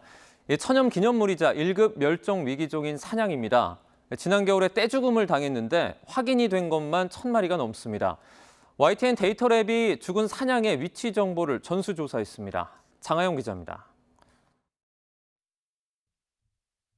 눈 속에 파묻힌 사냥 사체. 탈진한 사냥에겐 가벼운 비닐도 목숨을 잃게 하는 흉기가 됩니다. 지난 겨울 폐사에 멸실 신고된 사냥은 1000마리가 넘는 걸로 집계됐습니다. 이곳 설악산 국립공원 일대에서만 300여 마리가 폐사했습니다. YTN이 멸실 신고서와 첨부된 사진의 속성 정보를 바탕으로 사냥 위치를 전수조사했습니다. 폐사한 1000여 마리 중에 위치 정보가 남아있는 건 951마리. 화천 양구의 접경지대와 설악산 국립공원 안팎에 몰려 있습니다. 주민들은 지난 겨울 심한 폭설을 첫 번째 원인으로 꼽았습니다. 야생성이 강해 사람과 마주치는 일이 드문 사냥인데 지난 겨울엔 먹이와 잠까지 청할 정도로 지치고 굶주려 있었던 겁니다. 마을에 간 2층에 계단에도 이렇게 애들이 서너 마리씩 와서 자고 막 가고 그러거든요. 그래서 그 주민들이 불쌍하니까 뭐 건초나 무시래기 이런 거 당근 사다가 계속 주고 막 그랬어요. 지난 겨울 설악산 국립공원을 위성으로 살폈더니 특히 2월엔 녹은 자리를 찾아볼 수 없을 정도로 눈으로 뒤덮였습니다. 사냥은 겨울철이면 먹이를 찾아 해가 비치는 산비탈을 따라 아래쪽으로 내려오는데 눈 쌓인 계곡에서 탈진해 죽었을 걸로 추정됩니다. 하지만 사냥이 1000마리나 죽은 이례적인 상황에 비춰보면 지난 겨울의 눈 상황이 예외적으로 나빴던 건 아닙니다. 눈 면적이 더 넓었던 2003년과 2012년에는 이런 떼죽음이 없었습니다. 사실 IUCN에서 보고한 거는 우리나라의 사냥 개체군이 1000마리 정도 있을 거란 얘기를 했어요. 근데 이번 겨울에 죽은 게 1000마리란 말이에요. 그렇다 그러면 되게 많은 숫자가 사라졌기 때문에 자립하기 되게 어려워요. 지구온난화가 진행될수록 심해지는 폭설과 혹한, 올 겨울도 예외는 아닙니다. 빠르면 40년에서 100년 사이 우리나라 사냥 적합 서식지가 완전히 사라질 거란 연구 결과도 나와 있습니다. YTN 장하영입니다. 지난달 18일 밤 마포대교 난간에 걸터앉은 사람이 있다는 신고가 경찰에 접수됐고요. 그런데 긴박한 이 상황에서 자전거를 타고 인근을 지나던 한 남성이 투신을 시도하던 사람의 가방을 이렇게 주워서 달아났습니다. 투신 시도자가 순환 구조대에 의해 안전하게 구조됐다는 소식을 들은 경찰, 재빨리 방향을 틀어서 절도범을 쫓기 시작했습니다. 그리고 이윽고 도주 방향에서 이 절도범을 발견했습니다. 이때부터 경찰과 절도범의 쫓고 쫓기는 추격전이 벌어졌는데요. 경찰의 정차 요구도 무시한 채 필사적으로 도망가고 급기야 순찰차가 들어가기 힘든 좁은 골목까지 달아나 버렸습니다. 네, 그때입니다. 이 혜성처럼 오토바이 한 대가 등장을 합니다. 경찰관이 좁은 골목길에서 순찰차를 돌리는 사이에 오토바이를 탄 시민이 재빨리 자전거 뒤를 따라붙었습니다. 그리고 오토바이가 앞을 막자 그제서야 절도범은 멈췄는데요. 결국 투신 시도자는 구조된 뒤에 가방을 돌려받았습니다. 누군가는 삶을 포기하려는 절망적인 순간 벌어진 황당한 절도범죄. 절도범은 현장에서 경찰에 체포돼 구속 송치됐습니다. 도로 한가운데 서 있는 자동차 앞으로 남성 한 명이 급하게 뛰어 들어옵니다. 차량을 향해 급하게 손짓을 하고는 자세히 보시면 심폐소생술을 하고 있습니다. 어쩔 줄 모르는 주변 사람들 모습도 보이시죠? 지난달 31일 저녁 8시쯤 경남 거제시 한 도로에서 SUV 자동차 문이 갑자기 열리면서 초등학생 A군이 도로로 떨어졌습니다. 때마침 휴무를 맞아 식구들과 차를 타고 이동 중이던 해경구조대원이 이를 발견하고 응급조치를 한 건데요. 통영해양경찰서 구조대원 반윤혁 경장입니다. 반 경장은 자신이 구조대원임을 밝히고 119와 영상통화를 하면서 심폐소생술을 시도했습니다. A군은 다행히 호흡과 의식이 돌아왔고요. 병원으로 옮겨져서 안정을 취하고 있습니다. 짙은 화장에 노출이 심한 옷차림을 한 2명의 여성이 보입니다. 바로 미인계를 사용해 피해자에게 접근한 뒤 돈을 훔쳐가는 검은 과부들입니다. 검은 과부 생소하실 텐데요. 검은 과부거미가 짝짓기를 한 후에 암컷이 수컷을 잡아먹는 데서 유래한 용어입니다. 검은 과부들은 모르는 남성에게 접근해서 수면제나 마약을 넣은 음료수를 마시게 한 뒤 돈과 가전제품, 의류 등을 훔쳐가는 수법을 씁니다. 지난주 아르헨티나 라플라타에서는 검은 과부 40대 여성 등 2명이 수면제를 먹은 73세 피해자가 잠에서 깨서 소리를 치자 술병으로 머리를 때려 심각한 부상을 입히기도 했습니다. 아르헨티나 주재 미국 대사관은 검은 과부 주의보를 발동했습니다.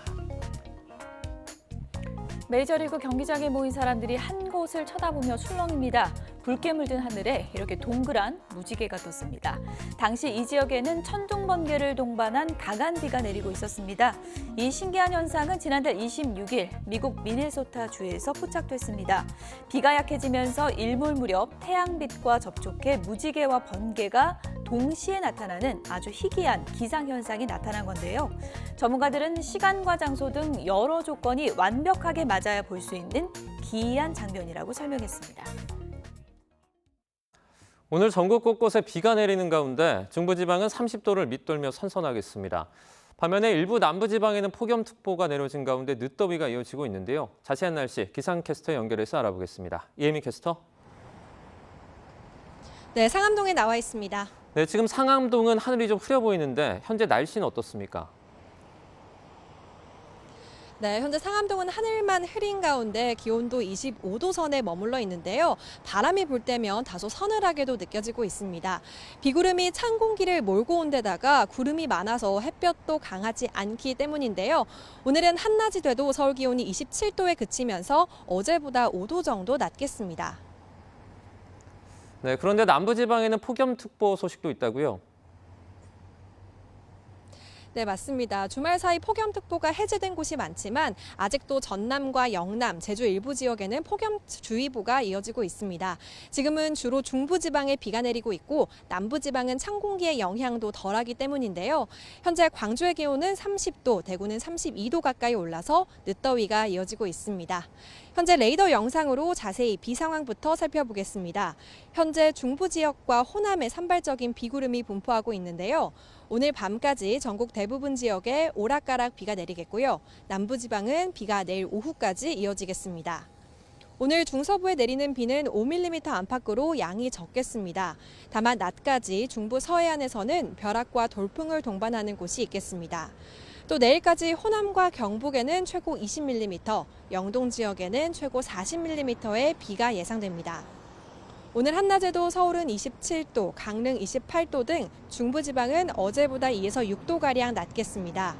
반면 일부 남부 지역엔 폭염주의보가 내려진 가운데 광주 30도, 대구 32도 예상됩니다. 내일부터는 서울 낮 기온이 다시 30도 안팎까지 올라 늦더위가 나타나겠고요. 내일과 모레는 제주도에, 목요일에는 수도권과 영서에 비가 내릴 전망입니다. 한편 어젯밤 9시쯤 필리핀 해상에서 11호 태풍 야기가 발생했습니다. 태풍은 점차 북서진하며 중국 남부로 향할 걸로 보이는데요. 아직 변동성이 있지만 우리나라에 직접 영향을 줄 가능성은 낮겠습니다. 내일까지 동해안을 중심으로는 높은 물결이 갯바위나 방파제를 넘는 곳이 있겠습니다. 순식간에 파도가 덮치면 해안가에서는 안전사고 위험이 높으니까요. 해안가 접근하실 때 각별히 주의하셔야겠습니다. 지금까지 상암동에서 YTN 이혜민입니다. 뉴스나우 오늘 순서는 여기서 마치겠습니다. 내일은 더 생생한 뉴스로 찾아뵙겠습니다. 여러분 고맙습니다.